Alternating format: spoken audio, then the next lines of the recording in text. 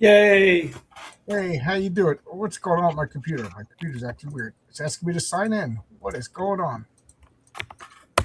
I So, see you. if you could see, okay. So, how you doing? This is John, and welcome to John's Long Box. It's clobbering time on Friday. This is the well, it's not quite the normal time. I've been doing 7 o'clock for a long time, but I split the difference. We'll ease back into the 7 o'clock spot. So, how's everybody doing? I'm here with the extreme artist, formerly known as Marcus. How you doing? The Extreme seems like a show long ago that I'm not going to be on ever again. Oh, really? Yeah. Well, thank you for having me on the replacement show, the Oh, drawing. you were a lot of fun. That was Yeah, great. That was a fun show. yeah. Home Glitch is a lot of fun. Um, and I don't always like all my drawings, but I did like that drawing of King Fu. Yeah, Uh, I it's funny. enjoyed that. Everybody loves King Fu. He's fun to draw, man. I mean, look at it. Look like he's just fun to draw. Like you could see how you know what I mean. And he's got a lot of character and stuff. So, uh, let's filibuster a bit before people show up. I hope Tony shows up tonight. But tonight we were going to talk about European characters. I was looking at European superheroes, and like Wikipedia likes to stretch it and tell me Black Canary is a European superhero. I'm like, in what world? Where? I mean, Irish, because she's Irish. Like somebody admitted that. Yeah, but what I meant is they operate. They're known for being outside the United States. That's what I figured too. Yeah. Well, Kyle Rainier is Hispanic, so what is he? Caribbean or you know what I mean? Oh, Like, I did have a question for you that I should have. We're gonna get that's starting the subject. So, am I leaving enough room for you for word balloons? By the way, on these pages. oh, I don't even know. I didn't even check. But this, I'm well. I have. I don't think on this. I think I have. I just move it around a little bit when I light box. It's not that big a deal. well, when it comes to so for those of you who don't know what we're talking about, Marcus is almost finished drawing the Public Eyes. I Love a Mystery. It's a short introduction to the character. I originally imagined it like it's an homage to like old comics. So I was originally thinking of like 6 pages, 8 pages, 6 to 8 pages, like the old Spirit stories. But I don't know if I could do that in the next 2 stories. I got too much story to do in 8 pages. But that was the original idea. We'll see what happens. I remember you said 8 pages. Yeah, I Yeah. like 8. I've always worked 8 pages. It's fine with me. Either way. Yeah. So, but the Yeah. next 2 stories are probably going to be longer, 13, 14, 15 pages. But anyway, he's asking if he left room for word balloons. I don't think this should be a problem. No, I know. The Public Eye himself doesn't talk a lot. Like Well, that's one of his signatures. Is he doesn't talk a lot. No. yeah. But No, she doesn't even talk that much. But I was stuck in traffic today on the LIE. It was the worst traffic. It took me 2.5 hours to get home. Oh, I'm sorry. In order to keep myself from getting aggravated, I opened up Grok and I just dictated an idea, and I just kept building and building and building. I came up with the story, characters, bad guys, a super team, everything for the public. I can't help but come up with bad guys and stories for the Public Eye. I know you every day. Well, you sent it to me. I'm not saying anything about it. Yeah, don't. I'm pretty good about not saying anything about it. So, And it's funny because Brian Bow who does Wolf and Batsy is a monster guy. He likes superheroes, but he loves monsters. I sent him that idea. He said, "That's my favorite. Those are my favorite characters you've ever made up." He goes, forget the Public Eye, make that comic. That the super team. Yeah. oh yeah. Oh yeah. I could see that. I posted. I think I'm in trouble. That's a lot of character. Yeah. It's a lot of character. That's a joke, like the artist doesn't want to draw them. So tonight's topic on it's clobbering time. We're going to filibuster a bit more, give people time to show up. It's just European characters, and what we mean by that is they operate in Europe. So like give a little spotlight to other parts of the country. Maybe this is a cool way we'll pick continents or something like that for the next couple of weeks. But of course, Dave Brink says Flying Dutchman for the win. Well, he's my European superhero. Yeah. So for those of you who don't know, Dave Brink is the guy behind Genuine Comics, and the Flying Dutchman is his Superman, I think is fair to say. The flying strongman type guy, and his colors are orange. He has like a lion insignia, like what was it, Nassau? Is that the family? Yeah, I really like that character, and I have a story in my mind for a Flying Dutchman character, so maybe I'll pitch it to Dave. I just like that character a lot. I think that's my favorite out of the genuine verse comic characters. Zach Tan has given me the drive-by blessing. I spent 90% of the day angry. I'm working with the most frustrating partner in the history. I'm sorry. Oh my God. Everything this guy does aggravates me. My foreman is pretty cool, so that's good. But working in a shop that has it's worth like $100 million and they have no tools. Oh gosh. It's one of these shops. Like I've been working for 7 years in a different shop that worked you to death, but man, did they have all the tools you needed. They had whatever you needed. The foreman was like, be right there, I'll get it for you. To the point it was annoying. Like he just wanted to sneak off for a minute and like, no, I'll get it for you. This shop, it's like, okay. I'm like, okay. You wanted to sneak off. Yeah, you wanted to sneak off and get the tool. Yeah. Walk the long way, you know what I mean? But so today I was like, I'm gonna need a Hilti and a bandsaw. He's like, okay. So I got to go find it. I got to go walk around an entire stadium looking in gang boxes until I find it. One battery, no chargers. When the battery died, I lost my temper today. Oh God. Like it's nice to have battery powered tools because you could use them anywhere, but it's good to have plug-in tools because you never have to worry about a battery dying. So yeah. So that's funny. When I first started the phone company, like in '97, they didn't give us battery powered D-walls to drill, through the walls and stuff that run wire. It was all wired. They didn't get battery powered until like when they did fiber. So what, did you have a generator and a no, we'd have an extension cord. It'd be in people's homes mainly. Like we're coming to your house. Your house should have electric. If it doesn't have electric, probably not going to be able to do it anyway. It's a telephone, nothing else. Oh, okay. Zach, that says Captain Britain is one of the most obvious ones, but I don't know much about his character. And then we got a link for the Genuine Comics. Well, then you can look that up. Yeah, he's. I see people are getting Perfect 10 #6. I can't wait to read it. I ordered the floppy and then I ordered the hardcover of all 6 issues. I can't wait to reread it. I want to reread it all at once. Yeah. Yeah, I want to reread it. I saw you got the John Byrne book today, the Elsewhere. Yeah. Yeah. John Byrne. I went back on John Byrne's. It's not John Byrne's forum. It's the John Byrne Expatriate Forum. The comic side, they actually formed it because they all kicked off because he's so hard to deal with online. Right.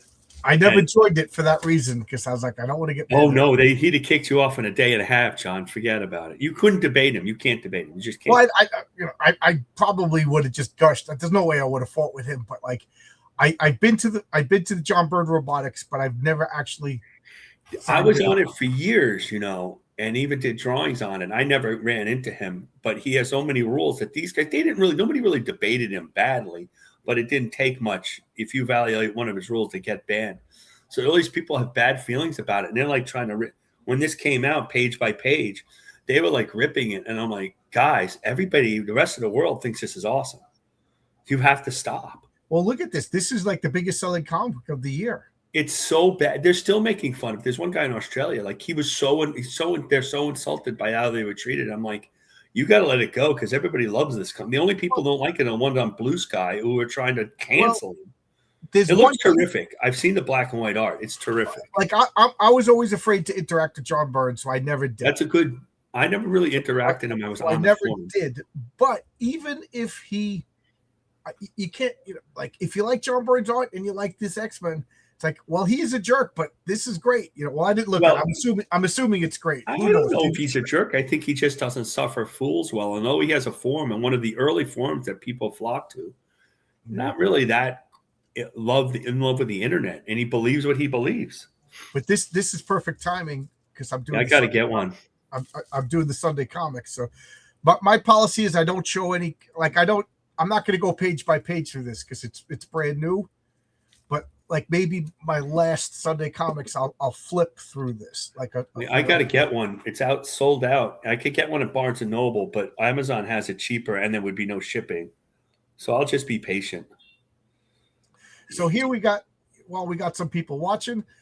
Don't forget, I still have the Heroic Tales Christmas special campaign live on Fund My Comic. It's this comic, Oscar colored the last page. This weekend we should have the lettering done. Once you have the lettering done, it's done. So I'm gonna wait for the Kickstarter campaign, the Christmas in July Kickstarter campaign, and then we print. I'm thinking I could probably start shipping this out in August. Get it out, and then once I get the Kickstarter and this shipped out, I'll do like a second chance campaign. Once people start posting, it's here. Maybe by then it'll actually. Yeah, I love second chance campaigns. They're always a good idea. Yeah. So I mean, look at this. This is Andre Esparza doing a Christmas Magic. This is the Patriarch Santa Claus story. This is King Fu, everybody's favorite King Fu. It's funny because I thought Mary Sue was going to be like the big breakout character, but everybody likes King Fu. I gotta do the second half of the Mary Sue story. And here is the invite. I forgot to put the invite. I'll put this starred, and I'll put this starred. There we go. All right. So yeah, check it out, please. You can get digital. You can get physical. You could get a Christmas special. Tony Grigo says, "Come on in, Tony." While not European, Japan's Golden Bat debuted in 19. Talk about that too. Yeah, we'll get to Asian characters. We'll probably go. The Antarctica characters will be a pretty quick episode. See if we get Michael Bancroft for the Australian characters. So, anything you want to talk about before we start? People starting to wind in. Not well, other than the John Byrne book. What did I have? I have the stuff from the convention. It hasn't been anything exciting. And unfortunately, I will say that I got back, and my blank comics seem to be slightly damaged, so I ordered some new ones. Which comics? I had a Red Sonja blank and Batman 244 with the Neil Adams and Ra's al Ghul, and I like the blank cover. I'm going to do something with them. I might start, someplace where people can buy some stuff instead of just DMs, because DMs, it seems like people don't really want to DM you. Oh, I see what you mean. Okay. I don't hate that, they do the coffee, and there's other places you could do it too. You don't have to do that, but that seems pretty easy. Okay. That's cool. So, you get it, make custom covers for people? Well, the blank covers, I did one for I did do a custom cover. Somebody asked me, and in fact, that guy, Best Age Comics, he dropped me off another blank cover, and he goes, when I think of something, I'll let you know. And I just have this comic here. What am I doing with it? But you can make that. It seems to be when at the con, people make speculative covers and they sell the blank covers. People seem to like them. I had a Red Sonja that I sold at that auction we were doing, and I liked it enough. I would like to redo it and expand upon it, make a line art cover. I'm not coloring it, probably. I don't know. Do I dare make blank? Well, no, not if it costs you money. I mean, who does blanks? Phil Diaz does blanks. That's how I got the people. Right. And he does a blank. I wouldn't mind getting a blank from I wouldn't mind doing that. I've drawn the Native American woman and the Indian woman character. I wouldn't mind doing that on a cover and posting it. But I want to finish Public Eye first, Yep. I don't want too much. It's funny because I was like, oh man, this is taking forever. Then I'm like, oh, one more page. It's almost done. Well, it is taking forever when you think of the time, but there's been a lot of starts and stops to this, and there was no deadline. But I got to make my own deadline. It's still we got to finish the Patriarch. Yeah, I know. And then Renzo's got to start Mary Sue. But just today, Chuck Dixon sent me the complete script that we've been working on. So I told Renzo that I'm going to insert that in the schedule. So I want to finish the Patriarch, but I got Renzo drawn that. Because Chuck says he's sending it to Balboa Studios. Now, is he sending the script or is he going to wait for the finished comic? Well, I would say send the script first. He might as well. Yeah. So I got to ask him. So like, I don't want to do a Richard C. Meyer and wait forever. You know what I mean? Sit on his stuff forever. No, I wouldn't sit and wait for that. But in my saving it, that was Sylvester Stallone asked him, I want to make a comic book, and then he contacted Richard, and then took freaking forever to do it. It's still not complete. People still didn't get their signed. Oh, I know, but the book is complete. Chuck and Grant. Yeah, the book is complete. The book was done long ago. Not complete. People still didn't get their signed copies. No, I know. He's had trouble getting Sylvester. Well, I don't know the whole deal. I guess he's had trouble. My guess would be he's had trouble getting Sylvester Stallone to sign them. But Sylvester Stallone's not waiting on this. This is going to be like, hey, you go check this out. Yeah, right. Do the X-Men count as Antarctic superheroes since they lived in the hidden base there for a while? They also lived in Australia, right? That's true. I remember that. That was controversial at the time. Remember that? I always hated that. You didn't read those. Yeah, I read those. What was the name of that character? That Gateway? Was that his name? Gateway. I think that's his name.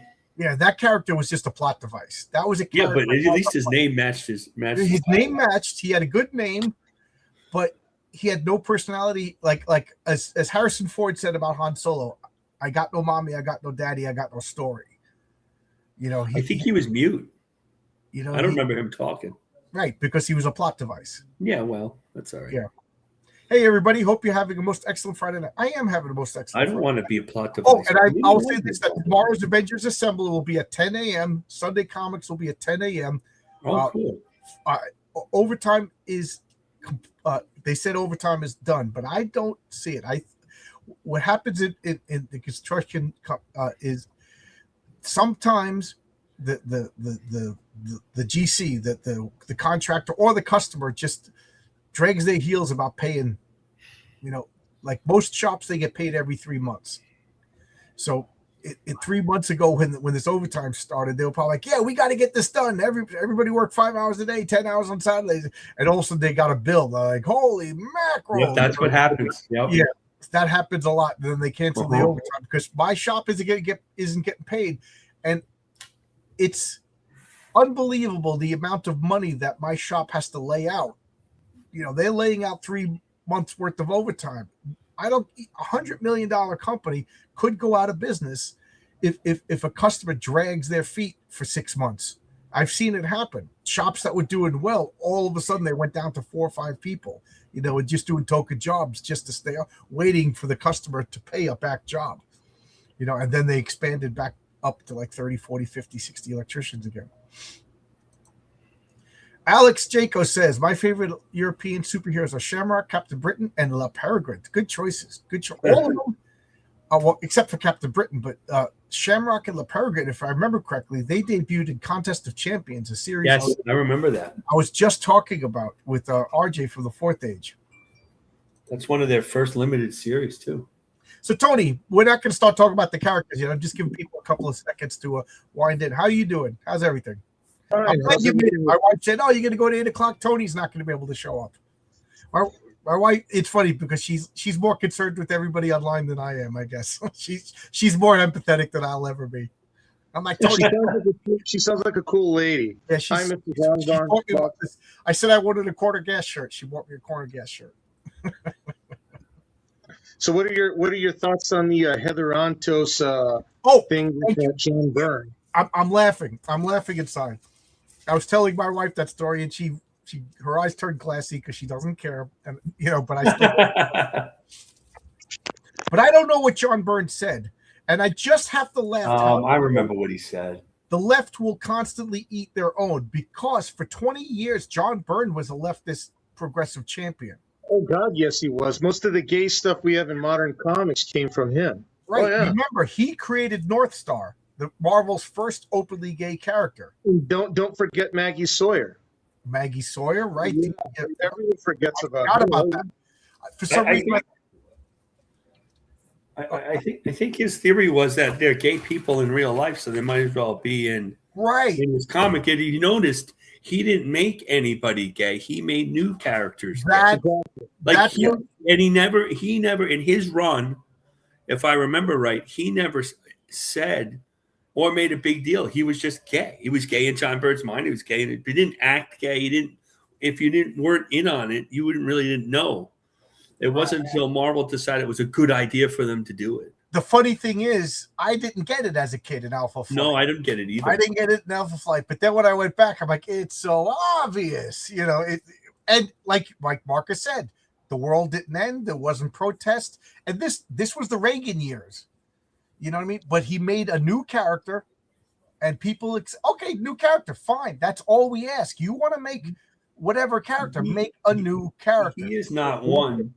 He is not one to have made Iceman gay. He would never do that because he believes in putting the toys back where he found them. Right. He in a way. A lot of other people goofed on him for a long time. They called him the company man because he was very loyal. When he worked for DC, he respected their rules. You know, when he worked for Marvel, he respected he pushed to a degree, John. He did make a lot of stupid changes to Superman that I never really liked. Well, I think that was that editorial or was that him? I think part of both. They asked him to do it, and then they asked him to make all these changes, and so he made the changes. He wasn't the only one to do a Superman proposal, and they chose his proposal. And as soon as he started doing it, they went back on everything, and he did not have as good a time as he should have doing Superman because he felt like they didn't back him at all. They just said no. There's two Supermen. There's the one in the comics and the one in the one that they put on T-shirts, and that really annoyed him. Yeah, his big thing was he wanted him to be the last survivor of Krypton, so that was no Supergirl, no Superboy, no. I think that's actually a pretty good idea. Well, yes and no. I mean, he's not unique. Supergirl makes him. Supergirl's a waste of time because he's not the last person at Krypton. Now there's a billion other people at Krypton. Supergirl is I can see his point anyway. That's what I kind of mean. Well, I mean, either have her or don't have her, because then they had the Blob Supergirl and then the Fallen Angel. Yeah, Supergirl. You know, they did the absolute worst case. Just he did say he regretted he regretted getting rid of Superboy. He did, and yeah, there was a lot of adult themes that were put in his Superman book that I don't like. Superman should be a character that all children can enjoy, and the young. The big barter story. Well, the big barter thing was one of his big problems. Yes, I completely as much agree. as I am a rah John Byrne guy, even I was like I didn't like it at the time. Even in that, not only that, you had the story where Superman kills. Remember, Superman killed the Phantom Zone villains, and then just a lot of stuff like that always really stuck in my craw. And like I said, he was the reason why my mother stopped buying me Superman comics. He was the reason why my mother stopped buying me comic books in general. I think I told the story before. It was the Maggie Sawyer origin story. I was like 8 years old. My mom bought it for me from the stands. I'm reading it, and I'm loving the art. I'm like, what the hell is this? Like 10 pages devoted to this woman I don't know or care about. And I what the hell is this? I go up to my mom and I go, Mom, what's a lesbian? And my mom's like, it's like, what? Where'd you hear that word? Yeah, like, it's hard for me because I read them when I was in college, right? So it didn't affect me in that. I agree with you. I didn't affect. It's funny the hottification of way. Maggie Sawyer, because if you remember, she was like a dumpy lesbian. You know what I mean? But I'm trying to say is that character, and this is something that James Gunn doesn't realize. Superman should be for the young and the young at heart. He should be for kids ages 8 to 80. You cannot do real world, especially sexual things with the character, because then you just take all the magic from him completely. And as beautiful as John Byrne's art was on that, I think that he needed a strong oversight in his writing. I think he needed a writer telling him, no, John, we can't make them be in a porno film. Right. No, John, works in the X-Men does not work in Superman. Exactly. Maybe imply that Maggie Sawyer's a lesbian. Don't devote half a frigging issue to explaining. Right. Well, I see your point. Maybe, and that was the problem I had with his X-Men run. Beautiful art, but I think that Jim Shooter is brilliant in that. By it's like wrangling the two cats of Chris Claremont and John Byrne. He Well, was able to help them produce some of the greatest work ever, but also keep them in the parameter of what's tasteful, what should be allowed for the Well, general. I think Now you got me thinking. I think Claremont's worse than Byrne in a lot of ways, though. Yeah, They're both Claremont's the girl boss guy. Mhm. And I know John thinks that Byrne's a better writer, right? yeah. I mean, how many? We're still talking about Byrne's West Coast Avengers, She-Hulk, Fantastic Four. When you talk about Claremont, you only talk about his X-Men run. And I didn't mind Sovereign Seven. Did you guys ever read that? I read that. In fact, I read it, but I don't I went remember to school with the guy who drew it. Mhm. Dwayne Turner. I didn't know Dwayne Turner because he was so quiet, but he did go to school at the same time I did. And Not- I remember Black Dragon. That was the first comic book I ever seen. Sovereign 7 wasn't bad. Didn't last too long. You guys My writer have, liked it. you got the continuation to Willow, right? It's not the crappy stuff that Kathleen Kennedy and Lucasfilm did. Originally, the continuation to the Willow movie was a series of novels that were written by Chris Claremont, and those novels were actually pretty good.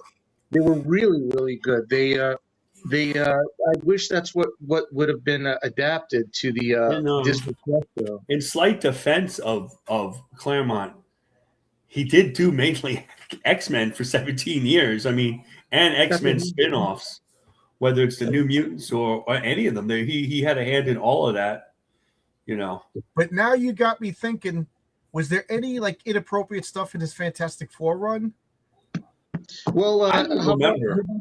I got one. The origin story of when Sue met Reed. That was pretty damn No, inappropriate. that's John Byrne. Yeah, but I was about to say John Byrne, but that's like right out of Stan and Jack. Yes, but they never really leaned into the age difference. That was John right there. And I remember at the time. Okay, yes, that's a theme of John Byrne's work. Is the older guy attracted to the younger girl? In Generations, he had the Superman kiss, and that girl looked young because he tends to draw really young-looking girls, and that seems to be a thing where the older guy. And when he was doing it, it wasn't. Reed didn't even notice her at first, and then and the same with Heather Hudson and James McDonald in Alpha Flight. And that was another one, Alpha Flight. John, don't you remember when Walter Langowski switched bodies with Snowbird, and he was trying to continue the affair he had going with Aurora, and Aurora's like, "No, man, I don't swing that way. I like you as a guy, not a." Was that John Byrne? Because was that John Byrne or was that John Byrne? I don't know if that was Byrne. That was Byrne. Because he only did like 13 issues of it. He switched off 25 he did years. He did about 24 issues. Yeah, he only did 2 years of it. I think like the Malice story, if you reread that and fill in the blanks, that could have been a story of like a sexual abuse survivor dealing with trauma, you know what I mean? But instead it's a psychic entity. But I know why he did it. He did it to show how powerful Sue Storm was, which I've always argued before that story. I always thought that if you got creative with her abilities, she's by far the most powerful member of the Fantastic Four. Yeah, I think he wanted to do that on purpose. Yeah, we're talking about power wise, But he also had Sue's baby die. I mean, nobody really did that either. I mean, it's funny that he did all that stuff. A stillborn. When you think about it. The only thing I can remember about his run from Fantastic Four was the big revelation that he made that Kang the Conqueror is related to Reed Richards. That was the that was later in the run.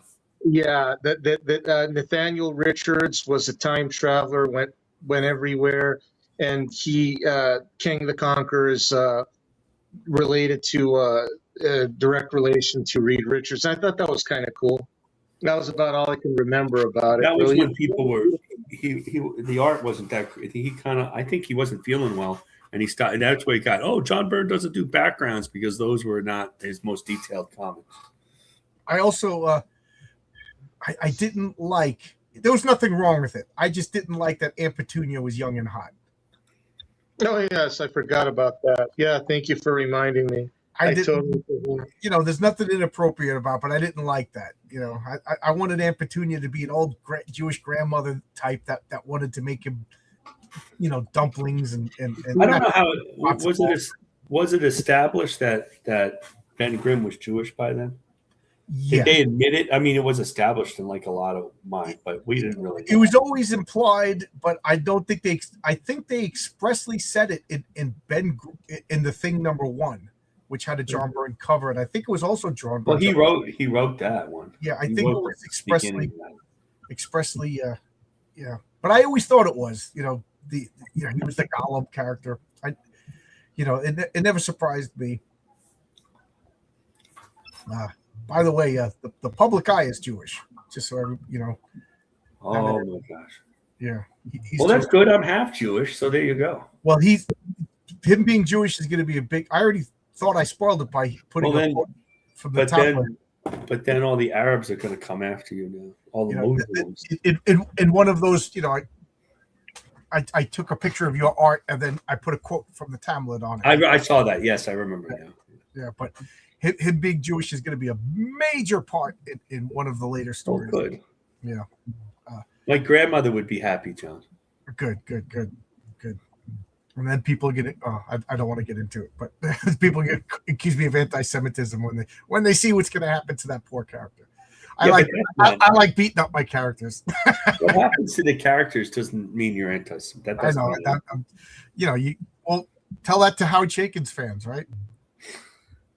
I don't. Yeah, Howard Chaykin. Yeah. For those of you who don't know what I'm talking about, Howard Chaykin had a story where a transgender person got beat up, and the hero went to go save him, and the family turned on him because a transgender character got beat up.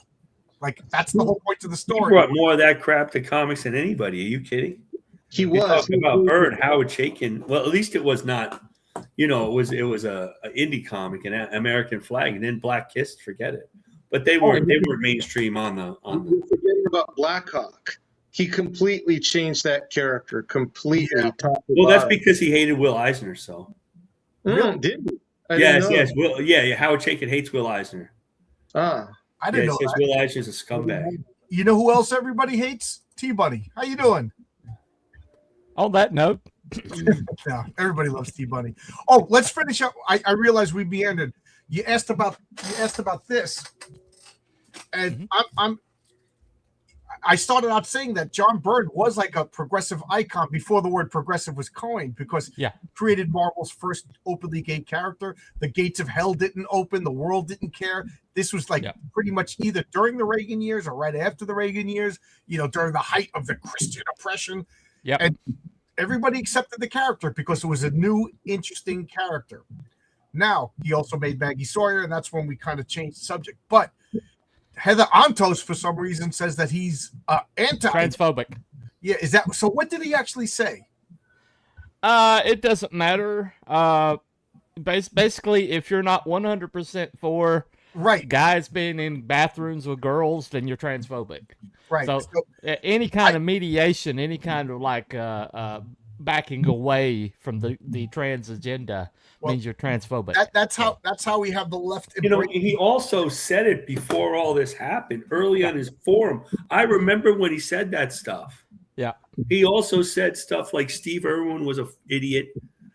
He also said some stuff about Christopher Reeves isn't a superhero, like just stuff that you would say in conversation, but out in the world you get criticized for because he's saying, well, not that he didn't have empathy for Christopher Reeves, of course he did, but how it came out wasn't so great. He also said for years. Jessica Alba with her hair dyed blonde made her look like a hooker. Look like a hooker. That's a famous one. I remember when he posted that. I was there. I was reading it in real time. Well, I went to my local comic book shop to see if they had copies of that, and they didn't even know it existed. This? Yeah, the John Byrne X-Men, special. He says, well, if it's an independent publisher, then I wouldn't know it. It's like it's got X-Men on it, man. I mean, Marvel's getting a lot of crap by using Abrams. They don't have enough money. I'm sure they have plenty of money. Disney probably didn't give them the money to do it, or they don't have the people that are smart enough to publish a nice. Well, John Byrne is white male, and also John Byrne does not want to work with Marvel Comics. And he hasn't wanted to work with Marvel Comics since they canceled Hidden Years because he felt Quesada lied to him, particularly about the sales. Well, no, Quesada, that's a very good. He canceled it, saying there's too many X books, and then 3 months later they introduced another X book, and so John Byrne doesn't suffer that very clearly. So he wouldn't even say the word Marvel. So to get this done, when he was doing this, they were begging him to do comics, but he basically doesn't want them to work with them. So this is the intermediary to get this published as Abrams books. Well, you know how I found out the North Star was gay?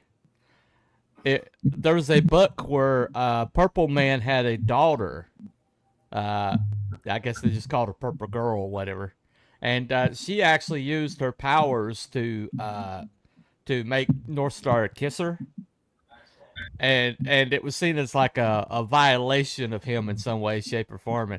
And I didn't quite understand. I was like, oh, well, I mean. Well, you know how I figured out North Star was gay? He was French Canadian. Okay. Well, there you go. There you go. They're all gay. No, but Heather Anto said that why don't you hire John Byrne? And she said nobody wants art from the 75-year-old man. Well, it turns out that a lot of people do, because this is one of the biggest selling things of the year. So and not only that, before he finally quit doing regular comics, he was doing comics for IDW, Alien, mostly Star Trek. Star Trek. He was doing Star Trek comics. As a matter of fact, she's the editor over the Star Trek comics that he was producing. Yeah, so he never dealt with it. She's hypocritical on multiple levels. I don't know if she's hypocritical or she's so vapid that she has no. It shows me that she's not a professional. No, she never has been. She never has been. Comic book business is a business to make money, and John Byrne still sells. This proves it. I mean, maybe it's the X-Men, maybe it's John Byrne, maybe it's the combination, but this proves that people still want John Byrne. So Heather Antos is a mid who knows how to make simps out of editors. That's the only reason she has a career. I would think that Byrne worked directly with Chris Ryhall anyway. Probably had no idea who she was. Right. Because they're buddies, and he wasn't getting a big page rate, or he just did it because he wanted to do it. Like the whole part of his life, he retired from doing commissions, and then he started doing the X-Men stuff. Because he had an itch in the back of his head, and he drew one page, and then all of a sudden all the other pages came out. And that's kind of how he works. And then I stopped, and he basically said, I have the doldrums. Now, whether this is really a finished after 3 volumes, a finished story remains to be seen. Well, the article I read, and I don't know if it's entirely accurate, is that he never expected this to be be able to monetize this. This was fan fiction. He did this entirely for his own enjoyment and enjoyment of his fans. And then Marvel was like, well, Marvel was so desperate for cash. They're like, if we can get a piece of this, then you can put it out. And so that's basically how, but he just did this entirely for his own enjoyment and for the love of the game. And that's why every page of this is so superior to anything Marvel has put out in a decade or more. And he's so fast that he would put out a page a day, but nobody knew when he drew them. He could have drawn 2 pages a day before. He could have 10 pages, 20 pages a week before and took a break. He comes from that model where you had to put out a bi-monthly. Comic. Monthly comic. He used to do 3 books a month. John was reading. At one point, he was doing 3 books a month, and on Sunday Comics, I've been showing the X-Men, and I've been showing his legal cheats. Like he sets up an establishment, and then there's no backgrounds for like 3 pages, right? But it works. But anyway, we got enough people here. We've been filibustering long enough. So this is clobbering time. We're going to talk about European heroes. So when I say European heroes, like Marcus said, Black Canary, yes, she's got Irish background. Daredevil's got Irish background, but he operates in the United States of America. So we're talking about characters that operate Characters based out of Europe. Europe. Yes. Yeah. So, who wants to go first? Anybody? Oh, Tony. Tony, go ahead. The floor's all yours. The earliest European comic book character that originated in Europe that I can remember off the top of my head is Sheena, Queen of the Jungle. In fact, she predates Superman by I think a month or two. She was originally published in. Wait, you know how stupid I am? I didn't even think of any of these jungle characters as, you know what I mean? But by definition. Yeah, well, she came out in Wags number 46, January 1938. She was created by Will Eisner and Will Eisner, yeah. And she's been adapted several times in the 40s, the 50s. The most famous adaptation of her, the one I remember the most. Well, there was a movie in the 80s that came out. They used to play all the time on HBO when I was a kid. I forgot the lady who was, but this is the way Roberts, right? From my father's generation. She was it's a lady called, what the hell's her name? Irish McCalla in the 50s, and that's like what people remember most. She's just basically the female version of Tarzan. She fights monsters. She fights indigenous people. She fights everything. And I don't know. I think she's in the public domain now, but I don't know if you can even do anything with her now because jungle characters are so dicey. You know, we always have to remember the entire continent of Africa is now Wakanda. No, we can't say anything bad. We can't showcase anything. Yeah, they bad. have no ethnic diversity in Africa now. So. South Africa is running just fine, guys. So I mean, I don't know if you can't do Sheena, you can't do Tarzan. I don't even think you can do the Phantom anymore. But you couldn't do. Yeah, it'd be difficult to do the Phantom. Yeah, so that's definitely can't do Tarzan. She is the earliest version. She predates Wonder Woman as the first. Yeah, but she was European. Where was she from? She's from Britain. Oh, she was British. Okay. Yeah. And the comic was originally published in Britain. Later on, it was imported. It's kind of like a female Tarzan, I believe. Yeah, I knew that. And then later on in the 40s, Fawcett Comics kind of stole her and did her own version called Nyoka, the Jungle Queen.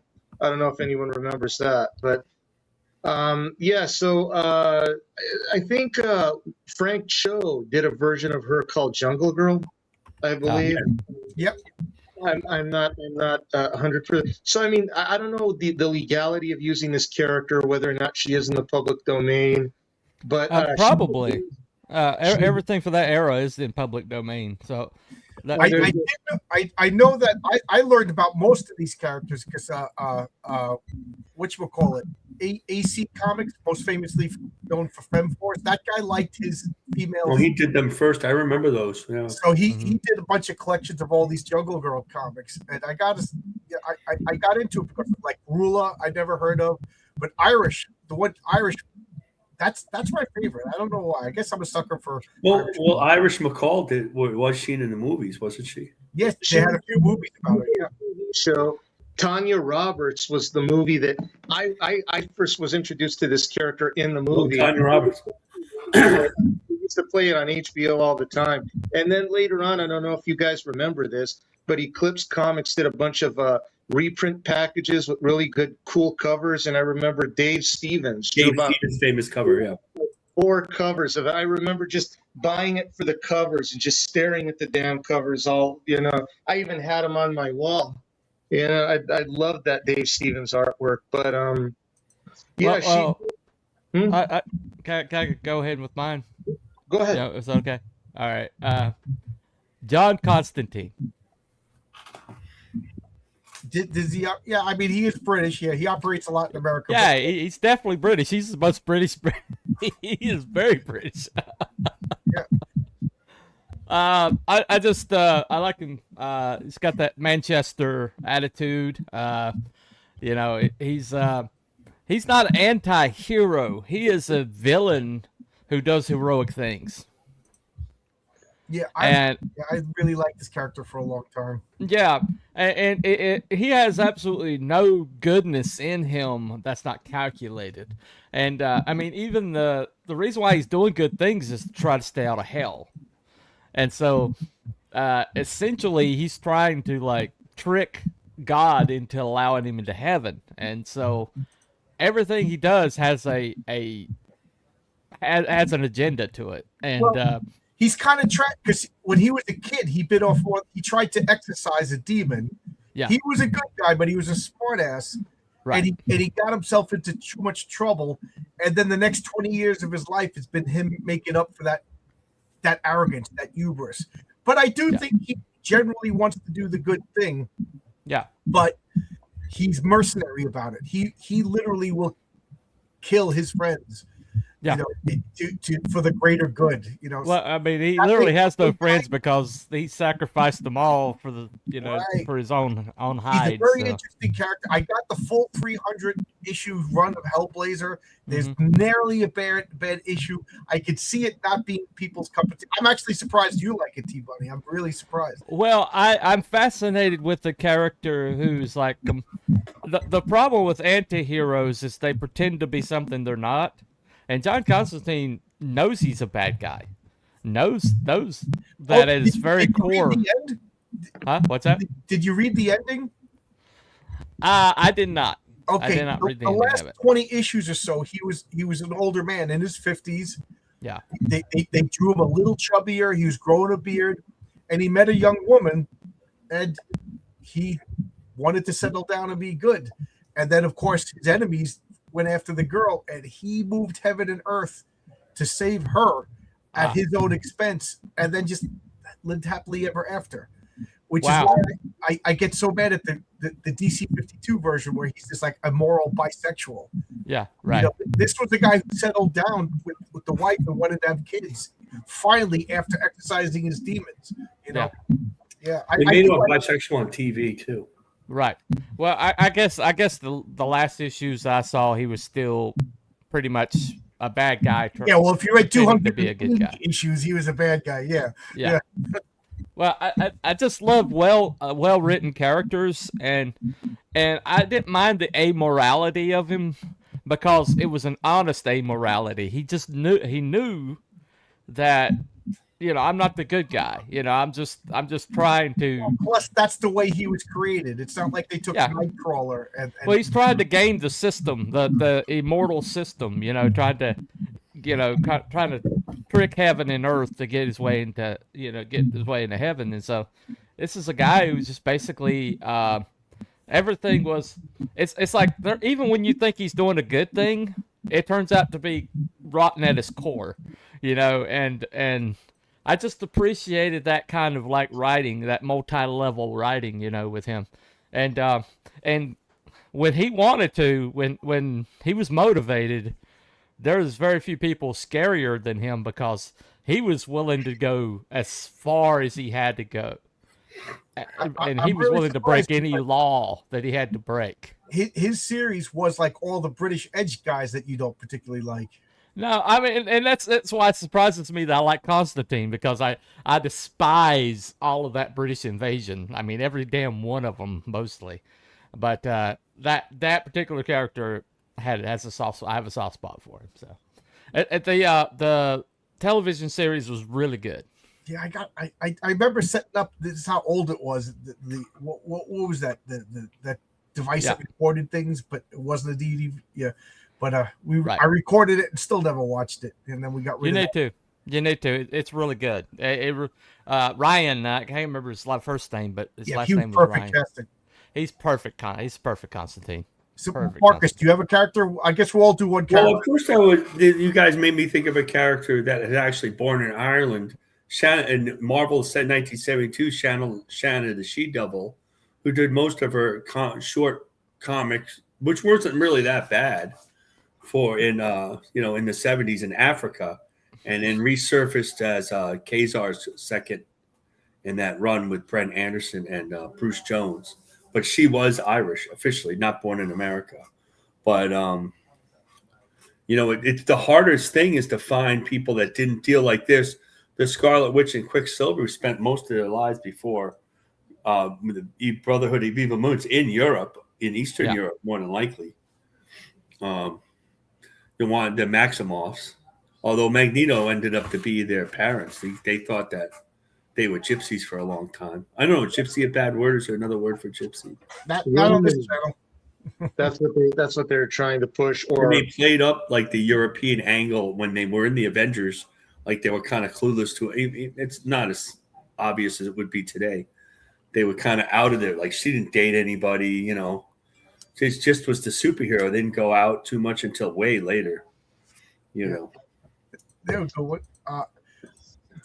I would have picked Judge Dredd, but I feel like a hypocrite because I probably only read like 3. I read a lot of Judge Dredd, but that you can't deny that's one of the best European characters. Well, Judge Dredd, I did read Judge Dredd. I got the Eagle comic when it came over. I was buying all the comics I could at the comic store. You know, Pacific Comics, Eclipse Comics, you know, the whole thing. And then the Judge Dredd with that first big cover with the red, you know, Brian Boland cover.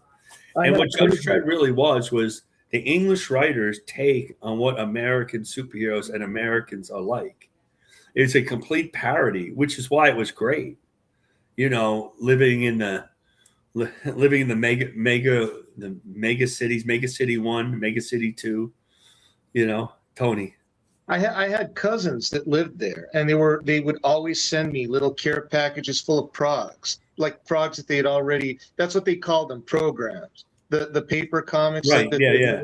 And they would send me all the 2000 ADs, Shocks, all this stuff. Oh, there's so much great stuff. Yeah, it was great. That's why Road Warrior, you know. That's why when the British invasion happened, I remember I know these people already. I'm already Mike McMahon and Dave Gibbons and Ian Gibson and Brian Boland and they really it's all different comics, and those comics came out weekly.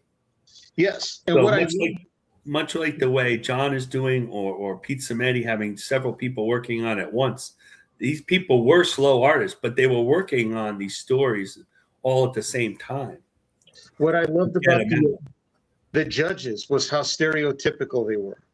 All the judges were so and it was shorthand for we needed to make a judge for South America. Well, they're all Latin. They all have to have big mustaches, brown skin, and they're all on the take. You know, we have to make judges for Japan. Well, they look like samurais, and they follow the code of Bushido. And I don't know, like as woke as the United Kingdom has gotten, I don't know if anybody down there in the chat is British or still reads this stuff.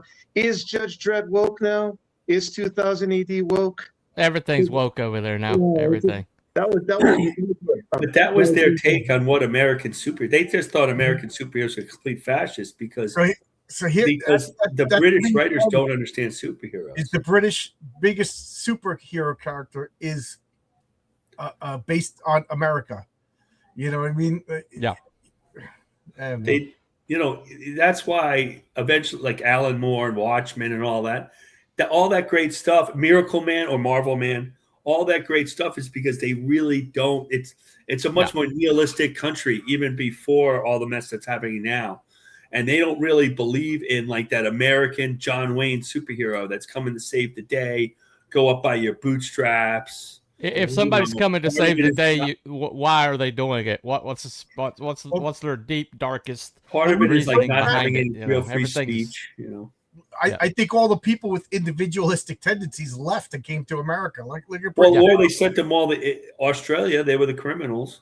Right. Well, although Australia is super woke now too. America was a penal colony too. You know, Britain. One of the things Britain was they had a deal with prostitutes. You either went to jail or you went to America and married a settler. You know, so America was freaking formed. Well, they used the press gang. They used the press gang people out of almshouses and send them on ships over to America. Yeah. Everywhere. You know, South America was a British penal colony too. Yeah. A French penal colony too. Every you know. That Britain just sent its criminals all over the world, you know. I was just mixed with the religious pilgrims and made a great country. Tony, you got something to say? Yeah, I'd like to include another one because Marcus you guys reminded me of Dredd. Dan Dare. Does anybody here remember Dan? I Dan know Dare, the yeah. name, and I'm vaguely familiar with Dan Dare. What Dan Dare is essentially the British Buck Rogers, Flash Gordon. He's the RAF in space. He's like the number one hero, and he is about as close to a Superman, a good altruistic, pure-blooded hero as you could get in that island. He originally came out in the Eagle all the way back in 1950, and he was redone in a more grim and gritty style for 2000 AD. The strip didn't last too long because he was the guy that was headlining it, but Dredd took it over. I don't know what's happened with Dan Dare anymore. I really don't. But the way he looked in the 50s, he looked like an RAF pilot. Was all smiles. Yeah, he reminded me of like Yeah. Milton Caniff's character. Why can't I think of the name of the character? He Steve Canyon. He reminded me of like Steve Canyon. Yeah, it's funny because I first heard of Dan Dare in the Young Ones. They mentioned him, and one of them was reading a Dan Dare comic. I was like, I don't know anything about this. We were talking about John Byrne comics, and those are the comics he read when he was a boy in England before he moved to Canada. Was Dan Dare? Yeah, I do like Dan Dare. I probably read more Dan Dare comics than I did Judge Dredd. I gotta go get them out of my comics now, out of my collection, reread them, check them out. Anybody have any other year? Yeah, I've got another one. Oh, okay. Go ahead, Tony. If you don't mind. No, not at all. The less I have to talk. It's wonderful. This isn't a hero per se, but it's an anti-hero. Well, that's why I said characters, not heroes. Diabolic. Does anybody here remember Diabolic? No. From 1960, created by two sisters in Italy, and essentially what he is he imagined Grendel mixed with a thief, and that's basically what he is. He's they made a couple of movies about him. Really trying to remember. There was one made in the 60s with I'm trying to remember the guy that played him, but he's essentially he's just an anti-hero. His outfit is just, he looks like a ninja. Right. It's funny because I remember seeing him. I always thought he was an early Japanese character. No. That's funny. And then there's always Modesty Blaze, the comic strips. Barbarella. That was a comic. Yep. European? I didn't know Modesty Blaze was European. Where is she from? Yeah, Peter O'Donnell and Jim Holly's a 63 strip. Yeah, Modesty Blaze was European. Oh, I didn't know that. I think it's British. I'm going to double check, but because I never read Modesty Blaze. I heard it's good, but I've never read it. Alfred Pennyworth. Another one. Yeah, but he's not based in Europe. He's in Gotham City, which is but he's English. Right, but it's a British comic strip. Peter O'Donnell, Jim Holiday. Well, he spent.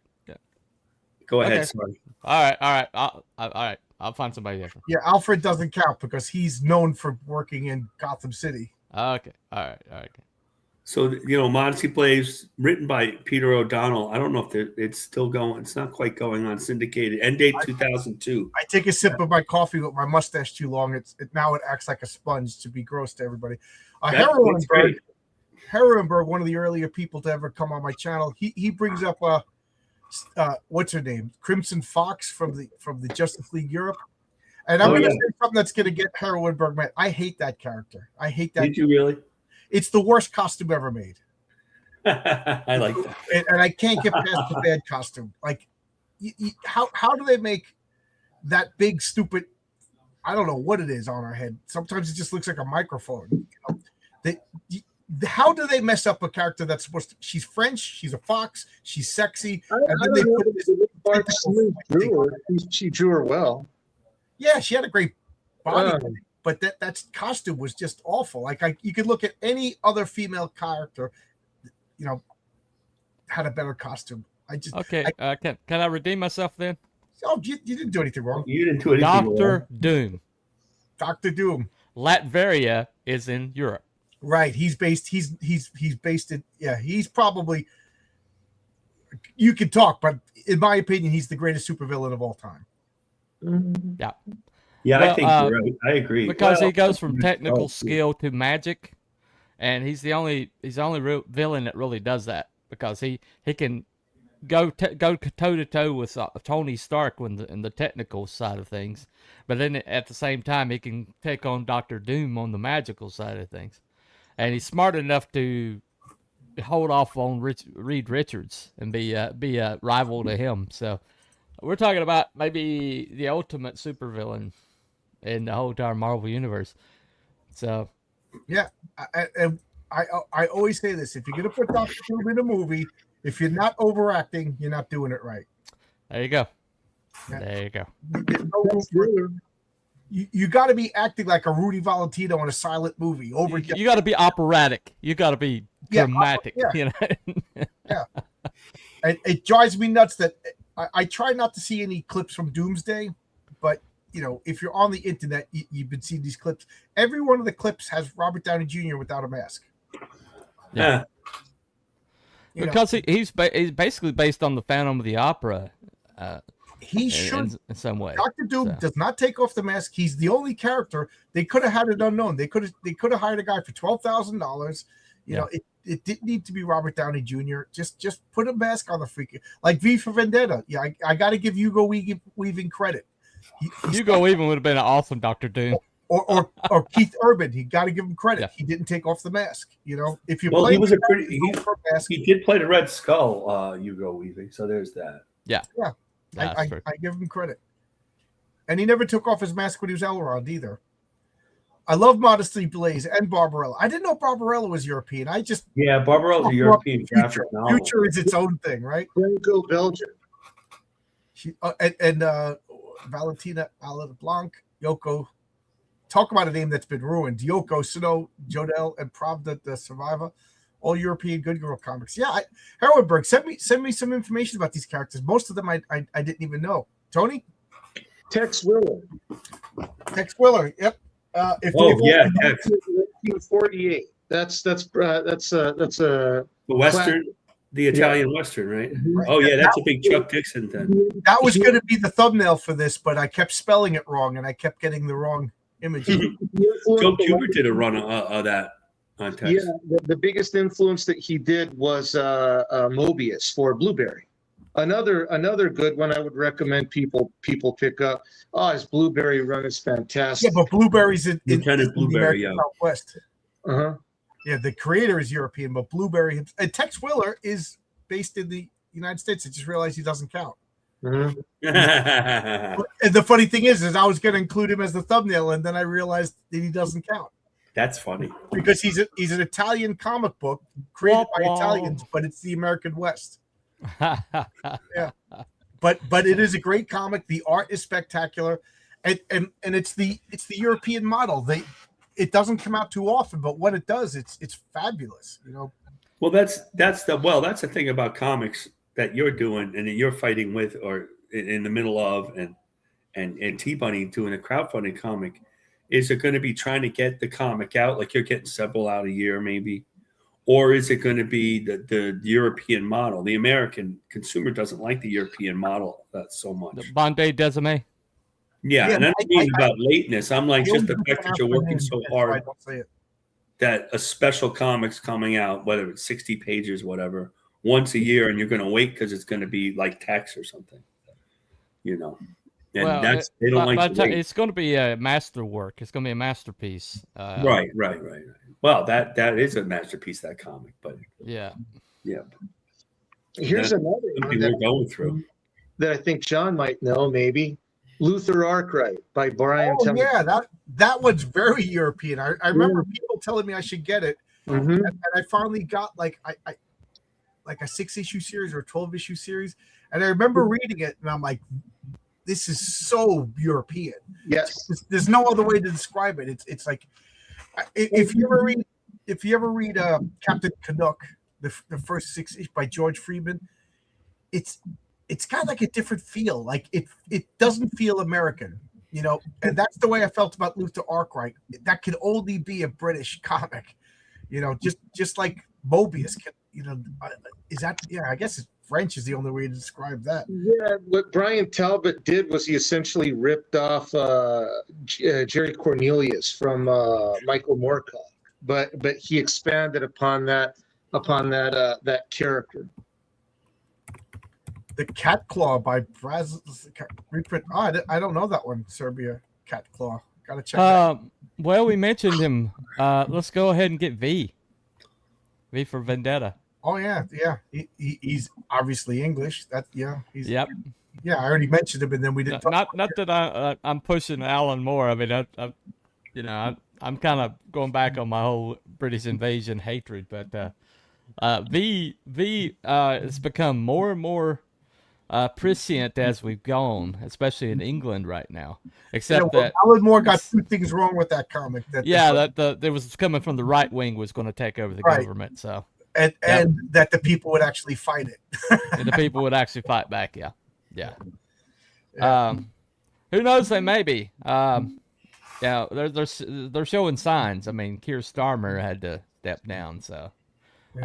Meet the new boss, same as the old boss. Same as the old boss. The new guy coming in is actually directly from the WEF. I mean, there's not even a switch out. This guy's directly on the board of the WEF. So I'm trying to think. Like France, they have Le Peregrine. I always liked that costume. I always liked, there's something about winged characters. Something really cool about characters with wings. That Contest of Champions was just so good for European characters. Shamrock, a lot of them were just basic. Yeah, I always thought that was Shamrock is the most Irish that's ever Irish. Right. Though. I always thought that was funny because you pick a country and then it's like, what stereotype? That's the superhero we're gonna make. Yeah. You know what I mean? Like, I'm surprised there is. I was gonna say, I'm surprised there's not an Australian kangaroo superhero. There is in Tank Girl, right? All of the Ice-T, didn't he play like a kangaroo guy? Yeah. Crocodile Dundee. Yeah. Here's one that I just popped into my head for whatever reason. I don't know if any of you guys know her. Octobriana.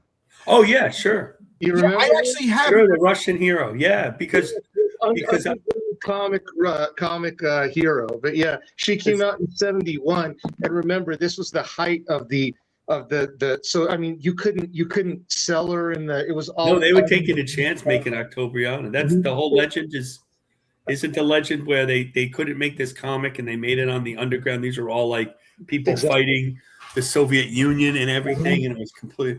And it was Octobriana, this big-breasted, she had tape around her. Because the guys at Cartoonist Kayfabe, one of those guys did an Octobriana crowdfunder. I first heard about her with Brian Talbot. She was he used her in Luther Arc, right? But also my brother said that Billy Idol loved the character so much he had her tattooed on his arm. So she's like a legendary character. Some of that's not true.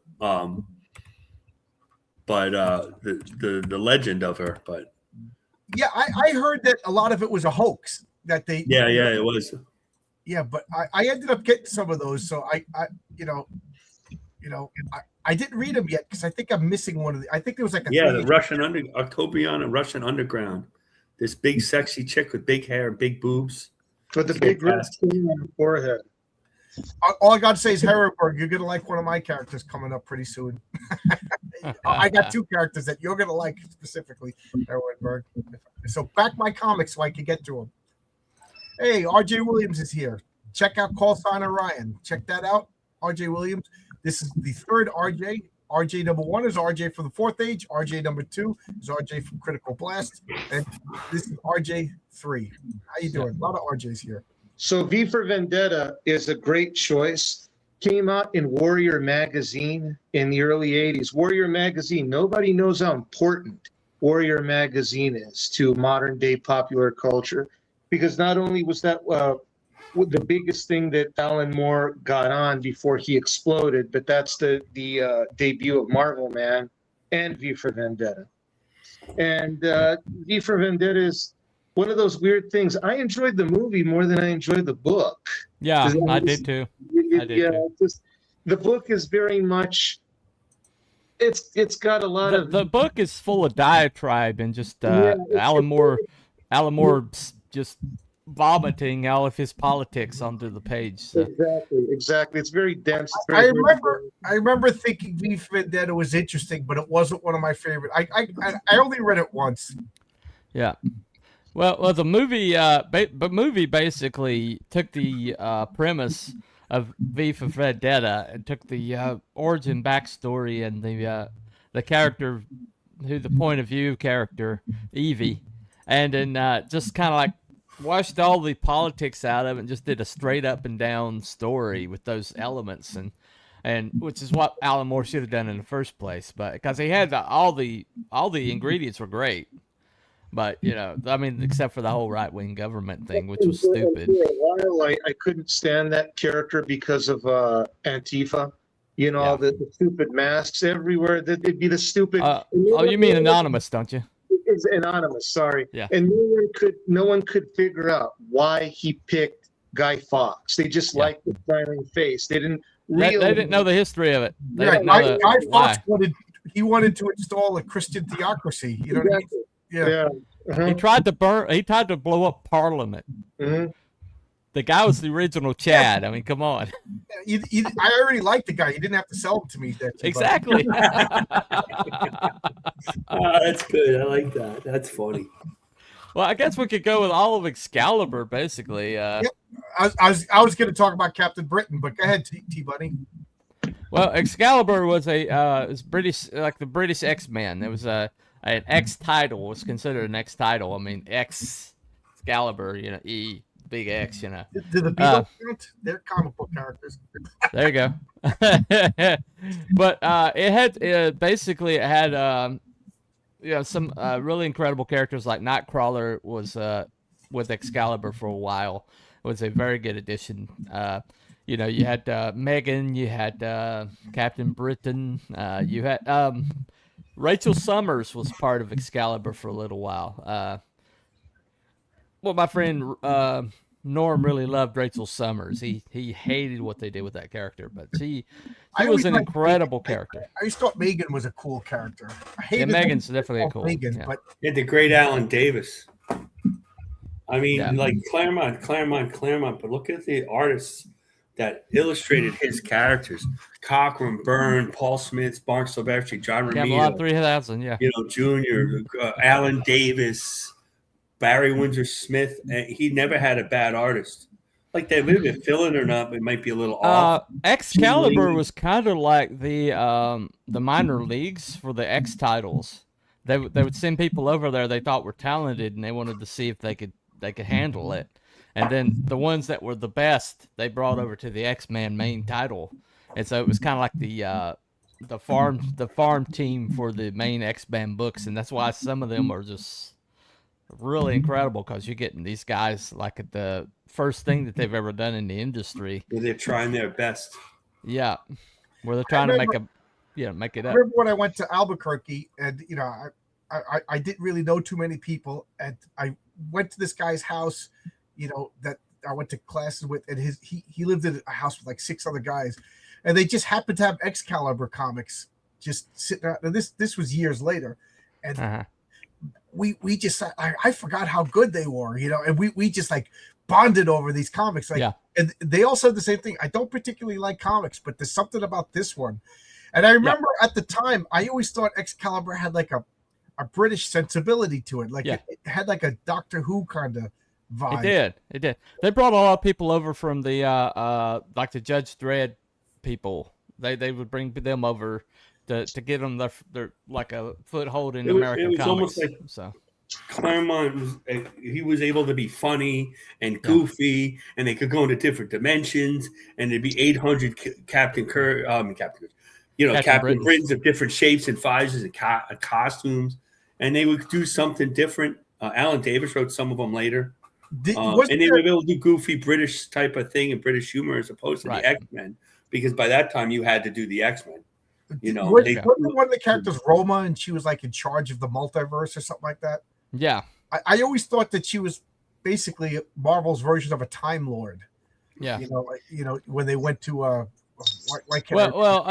they based her on Romana, who was a Time Lord companion Right, in right. the Doctor Who series. Right. She was That was actually Tom a Baker's Time Lord. wife, right? Yeah. There was two Romanas. There was the older, sexier one, and then there was the one that just looked like she should be your maid, cleaning out. There you go. Pots. There you go. But that's the one Tom Baker married. Tony, you had your hand up? Funny you should say that, because TechNet came from the Doctor Who comics. A lot of the characters that were early antagonists of the group were from the imported from the Doctor Who comics that Alan Davis worked on directly. It was a neat series. It just, for me, it was a series that I equated more for the art than the storytelling. Because as soon as Alan Davis left, I stopped reading it. I just there really was no point for me in that. But that was the book that really made Captain Britain. Well, Doctor Who is in the DNA of a lot of British storytelling, which is why they destroyed it. I got to get back into Excalibur, because that came out, and then when I moved, I was broke. My Albuquerque to like 2005 was my broke. So like most of the 90s and then the early 2000s, I could only collect the best of the best, or the stuff that I like. And then around like 2010, when I was working, I was buying on eBay full runs, and so I got like full runs of Excalibur, and then just binge read them, and I don't remember them. I was talking just the other day, when I binge read comics, I don't remember. Like now, I'm remembering comics because like I'll read one or two, then I got to go to bed. Then the next day I'll read one or two. But I remember just like a full day, like just being a slob, just reading like 40 Excalibur books and not remembering anything. And that was a while back when they made Kitty Pryde gay. They asked what's his face, Chris Claremont. Chris Claremont said, "I laid the foundations for that in Excalibur." And apparently they showed a panel of that where Kitty Pryde was really smitten by Saturnine, like really smitten. I remember that. Sure. I don't know. Because Chris Claremont was the original SJW. Now, when I told Vaughn Coleman that at the Heroes Con, he wasn't that. He fought back. He pushed back on that. But he started the Girl Boss. He started the women got credit for doing things that they didn't necessarily have to do. He introduced Stevie Hunter, who is the every side character of the X-Men was a woman. They didn't have too many male backup characters. Stevie Hunter was originally introduced as Kitty Pryde's dance teacher. Right. Woman, but and then she was like gone for like 10 years, and then she came back as like in the X-Men team with the uniform. I was like, what is she gonna do? Dance the night away? But I didn't know that Roma was the daughter of Merlin. I mean, I must have read it in the comics. I just a perfect example of me not absorbing the information. The original Captain Britain comics were weird. It was basically Stan Lee deciding we gotta exploit this market, and instead of actually putting forth the effort, because God bless, he didn't do research. Stan the man did not do research. Exactly. I think he just. I don't think he wrote them. He ran out of good ideas in the 60s, and by the 70s, you get She-Hulk, you get Captain Britain. Yeah, but She-Hulk was because they wanted to. They're not particularly good comics, but the art is okay. It's if you like Herb Trimpe, But there's a reason why when people equate Captain Britain, they think of the Alan Davis redesign. That's because that's when the comics started to get good. That's when you had better writers, much better artists. That's where you have the Mad Jim. I will defend She-Hulk because the Lou Ferrigno show, they were going to introduce a female Hulk. That was the rumor, and Stan Lee said we got to get this first, otherwise they own it. Mm-hmm. You know what I mean? Right. Some of these lame-o ideas are because of corporate reasons. Right. So I don't begrudge Stan Lee for jumping on the name Captain Marvel. How could he not jump on the name Captain Marvel when he became available? But how do you explain Ravage 2099? He wrote that book and it's terrible. Well, yeah. It was a terrible book. I will say that Stan Lee worked best with the early Marvel guys. Exactly. The second wave or the third wave Marvel guys, I guess they didn't have that talent. Stan Lee's by that time he believed his own press, and so he wasn't as collaborative. You might have something there. if look at like a later Elvis, you know what I mean? Like, Yeah. there comes a point where you like. I think later You've had too many enablers around you. Yeah.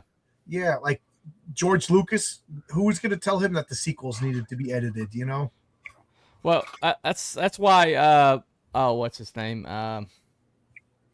The other big editor everybody talks about that just recently passed.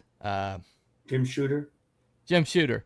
That's why Jim Shooter was able to like revive that Marvel thing, is because he was collaborative. You know, everybody else was kind of like warming Stan Lee's seat to see if Stan is going to come back. But Jim Shooter's like, if I'm doing this, I'm doing this. I'm doing this, right? Right, that's true. And then when Jim came in, he basically he's like, release the hounds. I will just tell you what you can or cannot do, but you know, other than that, just run wild. You know? Exactly what you said. That was the thing with Roy Thomas. Roy Thomas was always at Stan's feet. Don't you remember? Jack Kirby made fun of him, House Roy. Yeah. Except that Roy Thomas saved Marvel twice. And Jim Shooter was the only one that had the balls to keep these people in check. And that's why they never forgave him. Right. They never forgave him for that. But Roy Thomas, to defend him, he saved Marvel twice. For making them act like professionals. That's right. Yep. Because all the books came out on time and they were good quality books, and he's like, I know you're creatives, but I've got a deadline. If you can't meet the deadline, I don't care what your name is, you're getting off the book.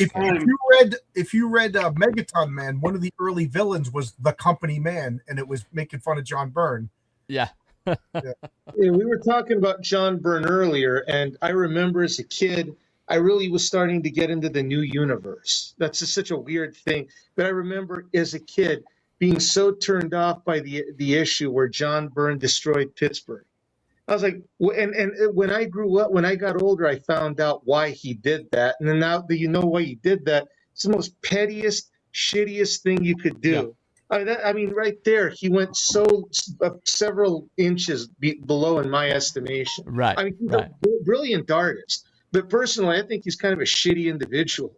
To be honest, well, you're not the only one. So Eddie's a transphobe, and they released his book during Pride Month. The reason he was a transphobe, I think it was because he was asking about should we chemically castrate kids? Yeah. Any step back, any attempt to moderate the trans agenda, you're a transphobe. I mean, that's you even think, well, maybe I don't want a big old hairy man in a locker room. Transphobe, you know, so. Well, in defense of Roy Thomas a little bit, the Marvel, Roy probably was the only one of all those people to like really be the editor-in-chief. Yeah. One, Stan didn't really leave, so they were always kind of asking him. Two, the line got too big for one person. So Stan could do the whole line all those years by himself, basically, with assistants. And then Roy also brought Conan to Marvel and Star Wars. And Star Wars saved Marvel. So yeah. And Conan did too. It ushered in a whole new genre for comics. So, you know, there's that. But the other guys were just taking these jobs and they decided they didn't want to do it. Maybe Archie Goodwin couldn't do it, but they all wanted to write. They didn't really want to do. Nobody wanted to do the business side. Nobody wanted to talk to the corporate. Up to corporate. The only one who was willing to do that was Jim Shooter. Well, Jim basically he'd walk into that meeting with the corpos and just basically say, "Okay, this is what we're doing. This is what we're not doing. See you on the other side. You know, these are the numbers. This is how much money we're making. See you on the other side." And he'd walk right back out. He wouldn't even give them any input. And he's like, what you got to say to me is irrelevant. And so to pull it back to Europe, I was thinking. Go ahead. Any German or Russian characters? Nightcrawler. Yeah, but he doesn't operate in Europe. Captain Nazi. Captain Nazi. Yeah. Nightcrawler did operate in Europe. He was Excalibur for a while, a long time. Oh, that's true. I have a Italian comic. Oh, Tony had his hand up. Yeah, Tony, what were you saying? I was just throwing all the Nazis out. Nathan Never is a comic book still going, monthly comic book still going on in Europe, in Italy. Claudio Castanelli did it for years, who did a lot of work here in America. I missed it. What It's character? still there. It's a special agent of a semi-dystopian near future, and he's kind of a detective that works with the police, and you know. But that's been around for a long time. 1010's still pretty, pretty huge. That's Do you considered remember, comic. Bunny, do you remember when they tried to cancel Tintin's creator? Remember that? Yeah. God, man, it's never enough with these people. It's never enough. You know, a dead guy, a guy that's been dead now for like 60 years. Oh, we got to cancel him. Yeah. This drives me nuts. I bought this. I spent a pretty chunk on the Tintin collection. You can't tell, but there's a space in here because the Tintin in Congo, they must have physically removed it and then put the shrink wrap over it. Because it's offensive because they draw the Congo people, It's all Wakanda, John. Don't forget, it's all Wakanda. You can't do anything. I have to track down a Tintin in Congo of that size to insert it there, the thing about Tintin is it inspired DuckTales. Oh yeah, I didn't know that. Yeah. Yep. The guy who created DuckTales, and DuckTales basically is the DuckTale comics basically created like Star Wars, created all these other things because they were inspired by the DuckTale comics. But he was inspired by Tintin, so Tintin's like, go ahead. Has anybody mentioned Asterix? No, we haven't. I was just about to, and then somebody started talking. Have you seen? Has anybody here seen the live action films with Gerard Depardieu? Oh man, they're goofy as hell, but they're kind of cool. They're kind of cool. Yeah. Well, Asterix is comedy characters. Created faced heavy criticism of stereotypes in his early work. It's the decision to publish in a Nazi-controlled Belgian newspaper during the war. Yeah, there you go. The funny thing about Asterix is when I was a wee young kid, and I'm talking like maybe like 1975 or so. So I was 10, and my friend Carl, his father, he was an archaeologist. It's funny. I could get off on this, but I growing up, I think he was CIA, and that was his cover story. But he was all over the world doing all these things, and he would bring back comics from all over the world. And we had a stack of Asterix. I couldn't read them. What were they in French? I forget. French, yeah. But man, you could follow the story so well, and I didn't realize it at the time. But we were talking about storytelling. The ability for a comic book to tell you the story through the art and the picture. But we were so amused by them, and we would draw them. And there was always this one panel, like, guys would get into a fight, and it would just be fists and a cloud. You know what I mean? Like of people, and we used to draw that like on our textbooks. Does anybody remember covering your books? You get a. Oh yeah, you get the paper. Yeah. With those little fights from past. Man, I have that over here. I should pull it on the top. I could finally read it in English. 40 years later. The name of that comic is a pun named after the asterisk, the obelisk printing symbols. Just found this out. Yeah. And asterisk basically means little star. Yeah, right. Star. Yeah. Which is the little star on the keyboard. Smurfs? There you go. Smurfs were German beer drinking crazy party animals, right? The Smurfs. Yeah. Belgian comic franchise. Oh, Belgian. Okay. Yeah. Well, I think Mr. Sinister was German, wasn't he? Heyo. German, English. English. Oh yeah, right. He was English. He was an English nobleman. That's right. But he was just into genetics and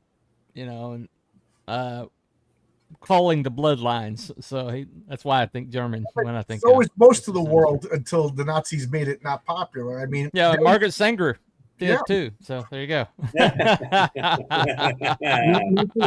You're evil. You're an evil human being, Margaret Sanger, of course. Yeah. Mentioning Margaret Sanger. The famous eugenicist. I know, Wonder Woman. Wonder Woman's Greek. There you go. There you go. Yeah, but she operates in the States, which is Okay. it's funny because I love Wonder Woman, but she's such a flawed character. Like, to me, Wonder Woman, like, she comes out of Greece, she wears red, white, and yellow. You know what I mean? Like, she's from Greek mythology, and she came out to fight the Nazis. Like, I love Wonder Woman, but I really think the farther she gets away from World War II, the less her character makes sense. Absolutely. Well, she came like really even ended up wearing the American. That was kind of her point. And then they tried to morph it into bringing peace to the men because the men don't know anything about peace. Yeah. Only women know about peace, and women fight way more than men. The problem with Wonder Woman is that the only way she works is either she's overpowered or if she's subservient. And back when they were letting her, when she was like a second tier a hero and she wasn't like taking the lead, she made more sense. But they decided to go all the way the other direction, and now she's like my vision of Wonder Woman is she came during World War World War II, and never left. Like, in my opinion, she should be more experienced than Superman. Like, she should just be this, like, I don't know, like the highest tier. Like, she's somehow attached to the gods. She comes from a prehistoric world or a pre-whatever world. And she's supposed to have it's like qualities of the gods. Like, she's supposed to have Athena's military knowledge and things like that. She should be on par with is Captain Marvel. You know what I mean? Right. Yeah. Almost like Captain Marvel and Wonder Woman. Behind the scenes, the gods are like, that's the future of mankind. This is Adam and Eve for the new world or something like that. The way she was written in the 40s, her creator, that degenerate guy, he actually wrote her in a way where she was powerful, but she wasn't overpowered. She was always getting caught and tied up and spanked and all that. Yeah, that's because he liked that, but that's besides the point. People are like, oh, she's part of the JSA. Not quite. She was their secretary. She was there to record the minutes. She was there, but she wasn't an active participant well until the end. So even Moulton Marston knew, as much of a weird male feminist that he was, he knew that, male feminist. That's a freak right there. And I have never met a male feminist that wasn't a completely total freak. Well, he wasn't a freak. He had a throuple. There you go. Before the throuple in Rye, New York, not too far from where I grew up. Yeah. Heroinberg says that we go through like the Slavic gods, like Thor operates like in Asgard and America usually. I think Thor and the Slavic or the Greek gods. That's a whole. We've had these shows with them. That's a whole different show. Right. So those are. Are there any? That's not. This is more like human-ish heroes. I got two that everyone's forgotten that are kind of popular: Fire and Ice. Yes, Fire and Ice. Right. The two really lame characters appear. Fire is from Brazil, so she don't count. And Ice is from Iceland. She counts. But they were originally nothing characters created in the Super Friends, but then J.M. DeMatteis and what was the Kevin McGuire, Keith Giffen. The two of them gave them personalities and actually made them as popular as they. I think also being drawn by Adam Hughes really helped out. Yes. Yeah. First Kevin McGuire, then Adam Hughes, and then Bart Sears. I mean, we're talking people all draw the female figure very, very well. Yeah. Fire was originally the green flame, and she shot fire out of her mouth. Yeah, green fire. Man, did I hate that character. Later on, they made her interesting. And Ice I've always liked. Ice was always an interesting character. Well, she had a thing for Guy Gardner, so that was kind of interesting. Yeah, they had a relationship, yeah. Yeah, that was funny. Jason Blood and Etrigan, do they count? I guess they're British. Yeah, the demon is everywhere, right? Yeah. I mean, well, yeah. I think he's been mishandled, but once upon a time, he was just he was like a really fascinating Matt character. Wagner did that story with him. I love the art in that, man. That was pretty cool, right? That art was cool. Yeah, Etrigan, you never understand. I mean, he was a demon, but it was like a chaos agent, when Jason Blood let him loose, it was basically like hoping that he was aiming him in the right direction, that Etrigan would behave himself. But Right. Etrigan was the son of Belial, and he was he was bad. He was bad news, and he was bound by Jason Blood, and that's the only reason why he became good. And I forget, did they copy that from Ghost Rider, or did Ghost Rider copy that from Demon? But I'm not sure. It'd be interesting to see who came first. I think Ghost Rider came. Ghost Rider is a derivative of the original Ghost Rider comic. Yeah, and that was produced back in the 20s, and so I think Ghost Rider might predate him by a little bit there. Yeah. Well, where Kirby got that? He got that from that House Foster Prince Valiant character. It's someone's exact version of it looks just like Etrigan, the old picture. Yeah, Jason Blood was an Arthurian knight, I believe. Mm-hmm. Yeah. Cursed Arthurian knight. I'm trying to think. The Jack Kirby comic, was that set in Gotham? Because I know the later one, the Garth Ennis one, it was set in Gotham City. Yes, the first issue was set in Gotham. Yes, in the Jack Kirby comic. The Jack Kirby comic. Yeah, he was always tied. He always had strong ties to Gotham City. But you're right. He's Blood was an Arthurian knight, and Merlin bound his half brother to Jason Blood because Jason Blood was a person of. He was a pure person. He was a pure knight. So he thought that was a way to control his brother. Actually, make him be used for something, heroic, something useful. Half the members of the Global Guardians are European, right? Dr. Mist. The Dr. character Mist. Dr. Mist first appeared in H. Rider Haggard's novel She. Really? Yes. No, as the wizard Nomo. Really? So he's from a novel or inspired by that character? No, he's from the guy that wrote it. I think it was E. Nelson Bridgewell. He took the character Nomo from H. Rider Haggard's She, and that became Dr. Mist. Both the Flaming Skull version of Ghost Rider and the Demon came out in 1972. Okay. Both of them the same year. So that's funny. There seems to be a lot of parallel creations, like the Doom Patrol and the X-Men, and Namor and Aquaman. Oh, Namor came out way early. Came out way before. Well, that's true. He did come out early. My fault. You're right. I'm trying to think. There's Godiva, right? Isn't she British in the global? Yeah, her hair was alive, like Medusa. Yeah. There was Governor Naked Body, I believe. They've done effed up L. Ron with Godiva. She should have been naked, and her hair should have been covered up. Tastefully covering, yeah. Right, yeah. There was the Bushmaster from Brazil, who was a guy that dressed up like a snake. There was Dr. Mist is South African, not European. Okay, that makes sense. No, but I'm just mentioning him because he was the leader of the Global Guardians. That's why I mentioned him. I don't even know if that character's still even around. Yeah, that's the problem with DC is Obsidian was DC's first openly gay character. I like that character. I thought he was a cool character, like the way he looked. He had interesting powers. You know what my criticism with Obsidian is? With those powers, you shouldn't have a cape. How weird is that for a comment? But that's just me. Yes, we talked about Shamrock. We were talking about how countries, their first superhero is usually a stereotype. Yeah. Her power, it was like luck powers, but there was like these supernatural beings that were like altering the world around her, like poltergeists. And it's like a really overcomplicated backstory. It wasn't just that she was lucky; it was that she had these creatures that were altering her world around her for her benefit. This character doesn't fit in, but the Black Cat who debuted in Spider-Man 194, did she originally have like mutant powers of bad luck, or was it like she would seed the place beforehand with like traps? I think she had some like powers given to her.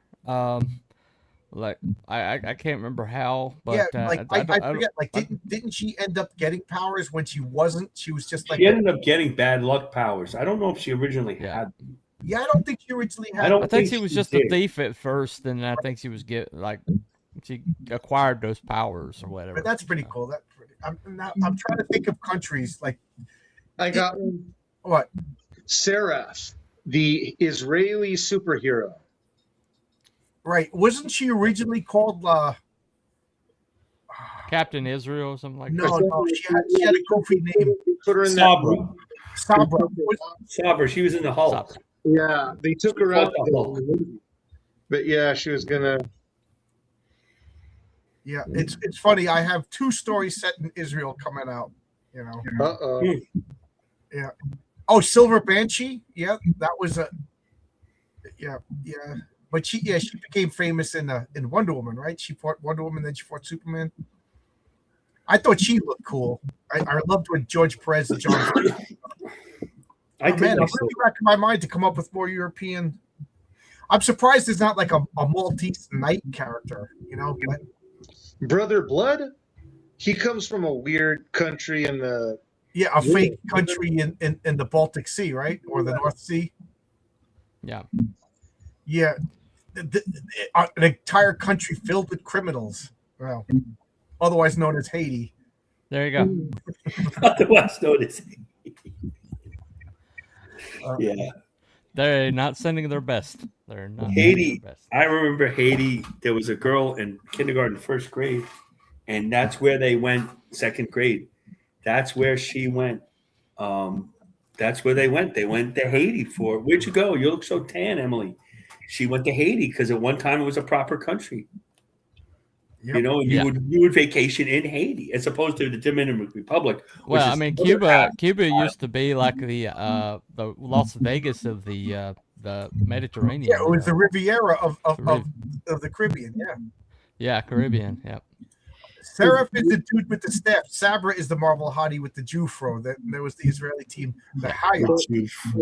Yeah, evidently Captain America, Brand New World or whatever it was called. I can't remember what they settled on.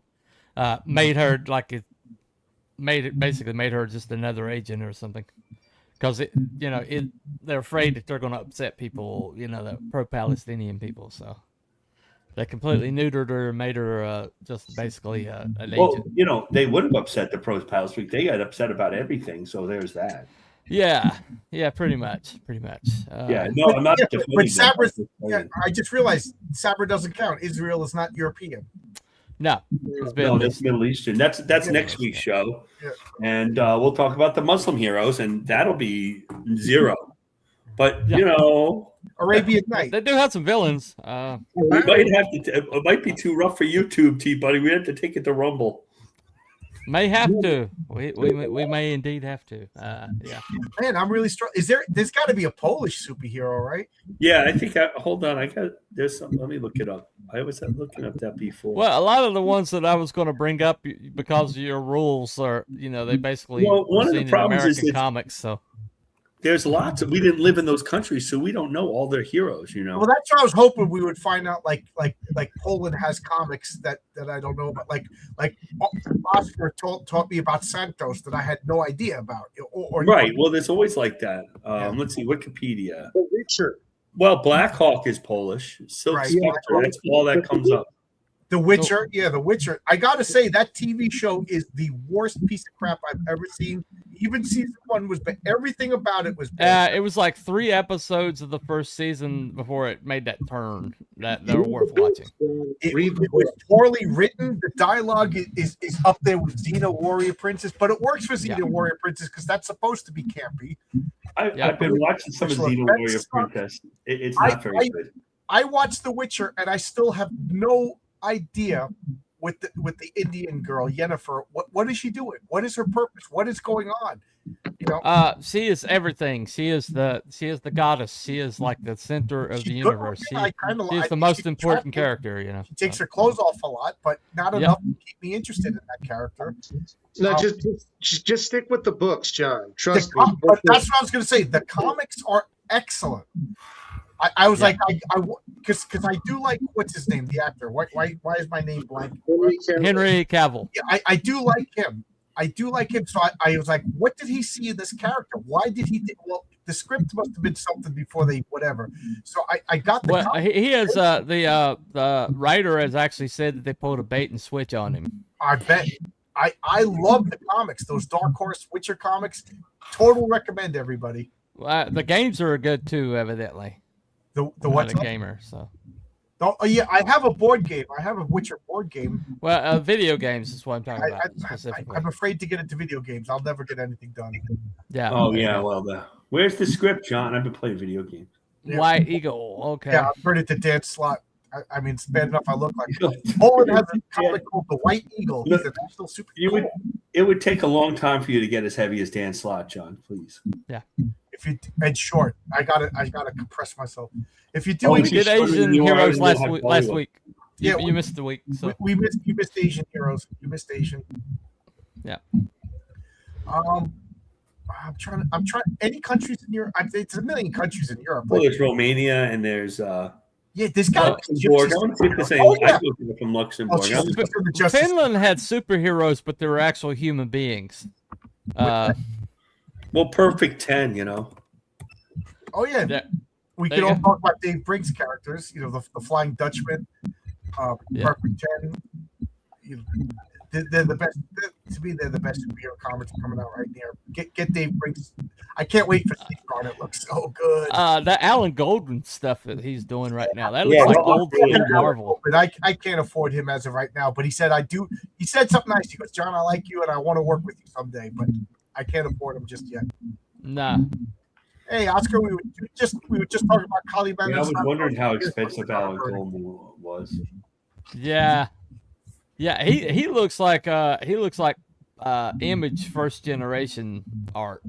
Yeah, what he's he putting looks out. like Image as if they could do proportions, feet, perspective. Yeah. Well, I mean, Silvestri could. I mean, Silvestri was Yeah. good at that, and Jim Lee. But Jim Lee's always been kind of vanilla to me.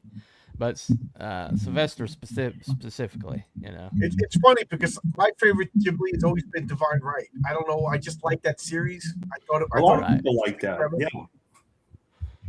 but I think he peaked there. I think because he cared. Maybe he Yeah, Yeah. in this thing, he's Jim one Lee hasn't cared in decades. of a bunch of image artists that are in this circle. Alan Goldman's one of the best, and Oliver Esabretta is good too. The man with no strings artist. just gave me an idea. Those are image artists. They're the two best. They can tell a story. They can change it up. The proportions are good. Some of the other ones, it's just image, just like we don't, you know. I'd say Dave Brink, the Genuine Verse is probably the best comic book universe we have in independent comics right now. I can't argue with that. Matter of fact, I wholly endorse that. I love everything about that. I wish. I mean, there's one-offs like Shadowpunk, but he's only put out 2 so far. But I got to get the second issue. I didn't know he came out. yeah, I don't know. Matt's just got weird. Matt just disappeared off the face of the planet. You can't even talk to Matt. But that first comic is brilliant. But when you consider what he did with old school 3D animation, I wonder what he's going to, if he starts working with AI, what he's going to come up with. I'm going through a list of all the European countries. Yeah. I was doing that a minute ago too. Like, is there any Finnish superheroes? You know, like what's that? Well, White Death, but he was actually a human being.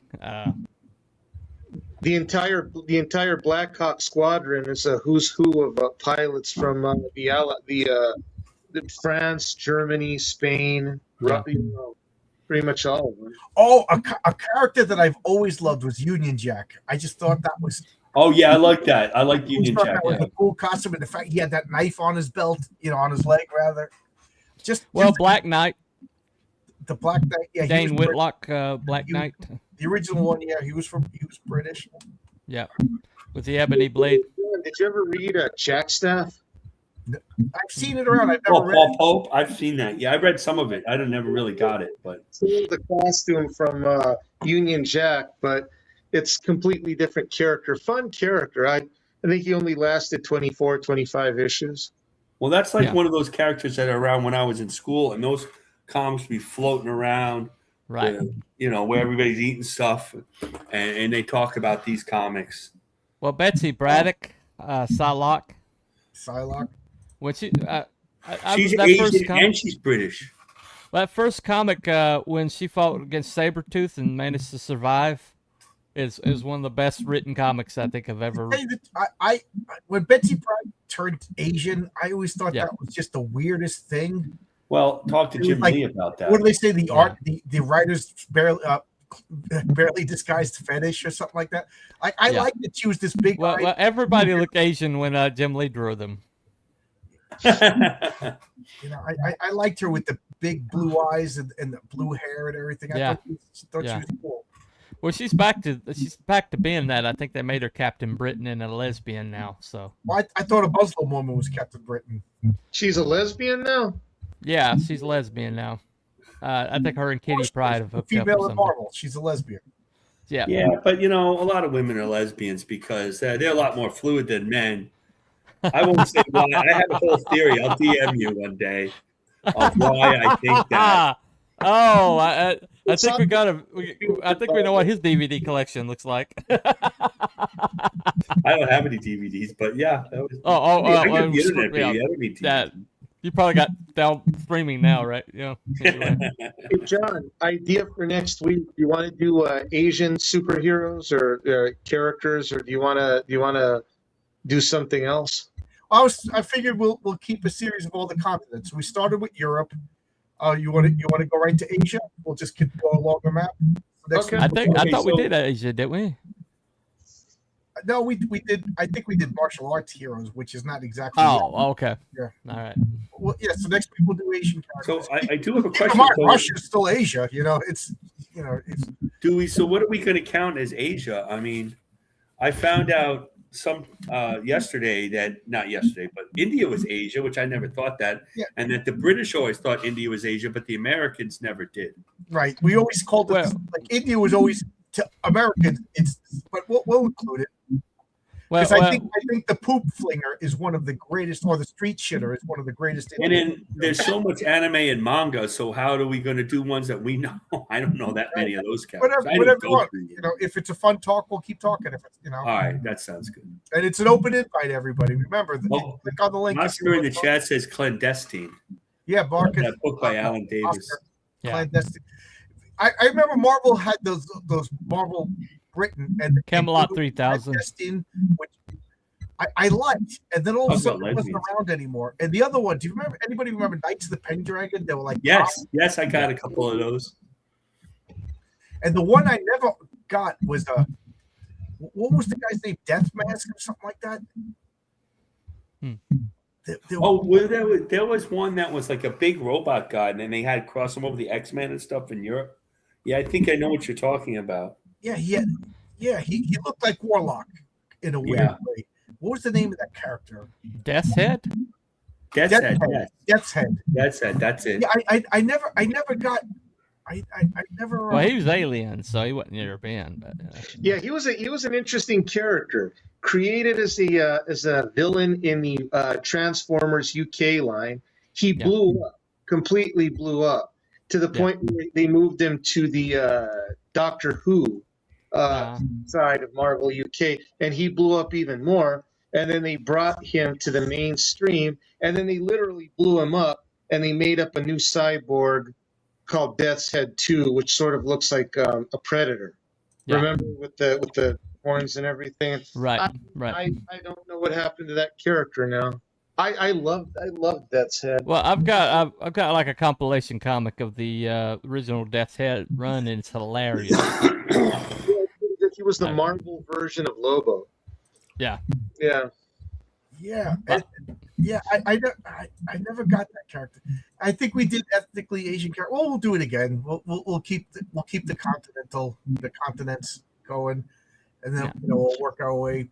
South America. We have a big one there that I think Arkham might be suited to if he's available to talk about. Also, he technically is the oldest superhero in popular culture. That's not. I mean, we're not talking like Samson or Hercules or Gilgamesh, but like popular culture, pop culture superhero.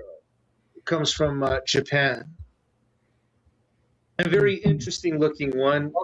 Very, very unique character that I'll. Oh, I'm thinking of European. What about Phantoma? Phantoma was not a superhero. He was like a evil genius. He was a criminal. Well, that's why I said characters, not superheroes. Yeah, he was like he was a master thief. He his original look was a tuxedo and a top hat and a domino mask. Then with later iterations, it was a black spandex suit with a sort of looked like a ninja, sort of looked like Diabolic.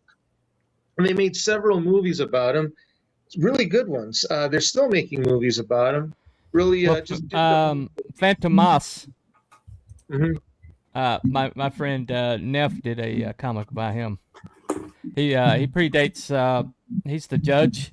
He's like he predates the Shadow. Yeah. And isn't there like a female scary? Like she has a skull face. That's something Phantoma. I guess. Yeah, because there's a male Phantoma, who's a French villain, and then there's a female. What? She's a Fletcher Hanks character. Oh boy, there you go. Jungle Queen. Fletcher Hanks. Wonder Woman is the first American superhero. She's maybe Marcus can help me out. It was Fletcher Hanks. What was her name? I have to Fletcher Hanks. She was a Phantoma. I think so. Like a jungle girl that turned into. She had like a skull face. Yeah, she had like red hair and then a skull. Yeah, that's what I was thinking of originally. And then you was like, oh yeah, there was a French villain guy with a similar name, but I got them mixed up. So anybody got any more? Yeah, Phantoma. Here he is. Yeah. Mystery Woman of the Jungle. She's a blonde woman. Here's this picture of her, pretty well drawn. And in her rage, like the Hulk, she would turn into a skull face. Yeah, that's her. Yeah, Fletcher Hanks. Because Fletcher Hanks was insane. That's why. He froze to death on a park bench in 1974 in New York. Really? Yeah, he was broke and destitute at the end of his life. Fletcher Hanks. Yep, on a park bench. Golden Age artist, he got screwed, massively screwed. He was 86. Mm-hmm. He got 86. Man, yeah, so many horrible stories about these early comic creators. John, real quick, while I have you, I wanted to pick your brain. I saw something on the news. Some sort of major communist thing happened in your city. What happened? Some lady got elected. That's like a major commie or something. Oh yeah, 3 of them. 3 of them. Whoa. 3 of them got elected. Whoa. All 3 of them are hardcore communists. Wow. Pretending to be socialists. Yeah. I am so sorry. Yeah. Yeah, and they're Muslim. Like somebody said the other day that the Democrats think they're using the Muslims to usher in communism, but really the Muslims are using the Democrats to usher in Islam. Yeah. So either way, we're screwed. You know? Mm-hmm. Yeah.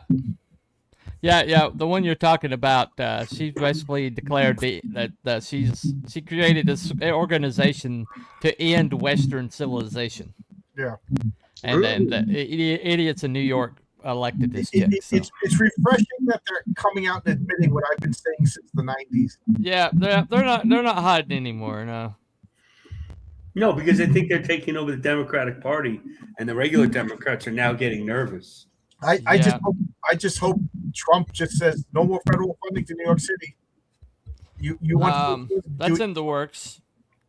Yeah. They're already refusing to carry mail-in ballots. So anybody that doesn't give a updated Trump the tyrant role, the left thinks you are. We need Sulla to come in and take over Rome. There you go. There you go. All right, but I'm gonna end now. Anything anybody want to say? Next week we'll do Asia, the continent of Asia, India included. We'll start with you, T Bunny. Anything you want to say? Yeah, tomorrow night it is Cryptids and Conspiracies week, and the topic is going to be was Jack the Ripper part of the royal family. Ooh, oh, I love that. Good topic. So Probably. that's well, I mean, we're gonna look at the evidence and make a determination. So there you go. Good sounds- one. That's a great one. I just assumed you did that one already. That's a all Nope, right. we haven't done it, but I we're went through gonna, a phase where I was obsessed with Jack the Ripper. So good one. there you go. There you go. Tony, Well, I was trying to get away from supernatural since you made that declaration the week beforehand, so it kind of like okay, we're not doing supernatural for a while. We'll steer away from that. Tony, anything you want to say? Yeah, watch T Bunny, watch Marcus draw stuff, and please support John. Pick up her own tails. Marcus, anything? So tomorrow, possibly at the similar time that T-Bunny is streaming, I'll be on Drawing Enemies with Omer Glitch. I do not know if we have a guest that on this show. That is not a requisite, like on the other show. Well, that's too bad. The show that you guys were doing kind of went defunct because that was a really good resource. Well, that show is back, but Oh, it we're not is? on it because of various. Someday I'll tell you. Oh, okay. It's a lot of drama, not Yeah. the normal drama, other drama, Gotcha. and for good reason. So I won't go back. You Mm. can't blow up the whole thing and then pretend it never happened. Oh, we're Well, back. you- Okay, sure. Well, Don does that routinely. That's like once a year thing. Don so. has denied doing that. He does it every leaving, year. joining. He does it every year. Every year does it's it like complete 4 times. meltdown. Everything sucks. I'm going away. Bye everybody. And then about a month 3 later, days it's like later. reset. I'm remaining mum on this topic because You can say, Mom. I'll That's come fine across by me. biased. I understand. But we've all, except for maybe Tony, have seen this. One of them was, I'm going to be a novelist. No more comics. 2 days later, here's my cover. Yep. Yeah, well, that was like little versions of that every month. So He we're not- keeps putting out these great, incredible ideas for this comic that he's supposedly in production, and then he's like, "Oh, we're ending the project. I can't do it anymore." And the next thing you know, he's like, "Oh, look at this new page," and I'm like, "Oh, well, damn it, man! Come on now." Well, he's on his third try, T-Bunny, with All I that. know Oh, it's been over a year and a half, and where's my commission? Not that I won it. It was No, and I told him to do it, John. You have to be, whatever the dispute is, you have to be professional. there you go. And then he says, "Oh, I'm going to do it. I'm going to," and he acts like, well, forget it. I mean, he acts like he's been in AA for God's sake. So, Well, you know what? When you're 500 pounds, it's nobody's fault but yourself. my brother's 500 pounds, John, and it's true. I, And it's sad. all your Did I tell you problems, that?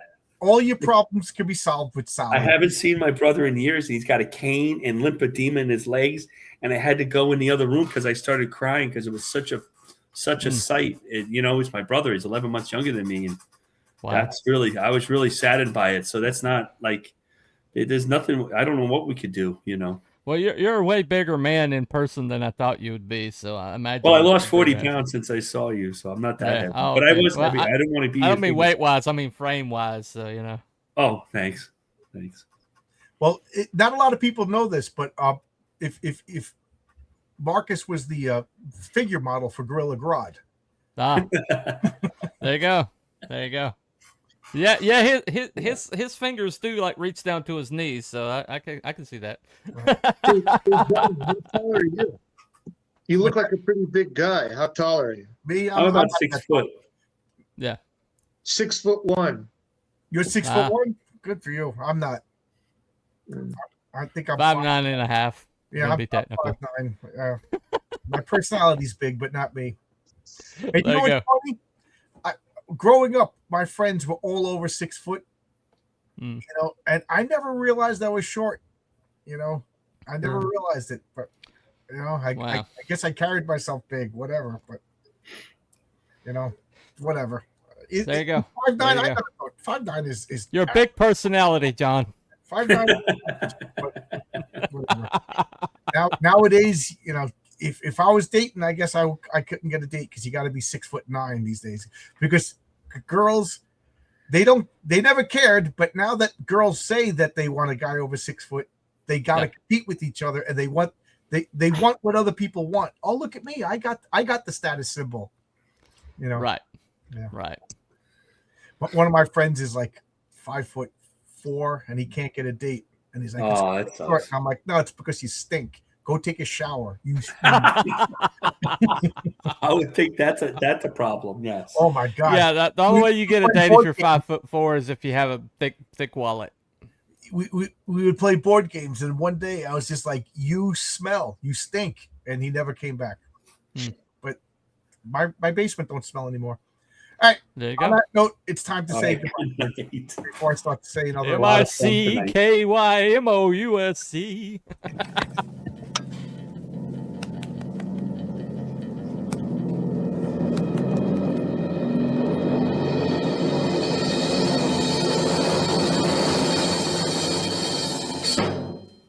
Goodbye, kids.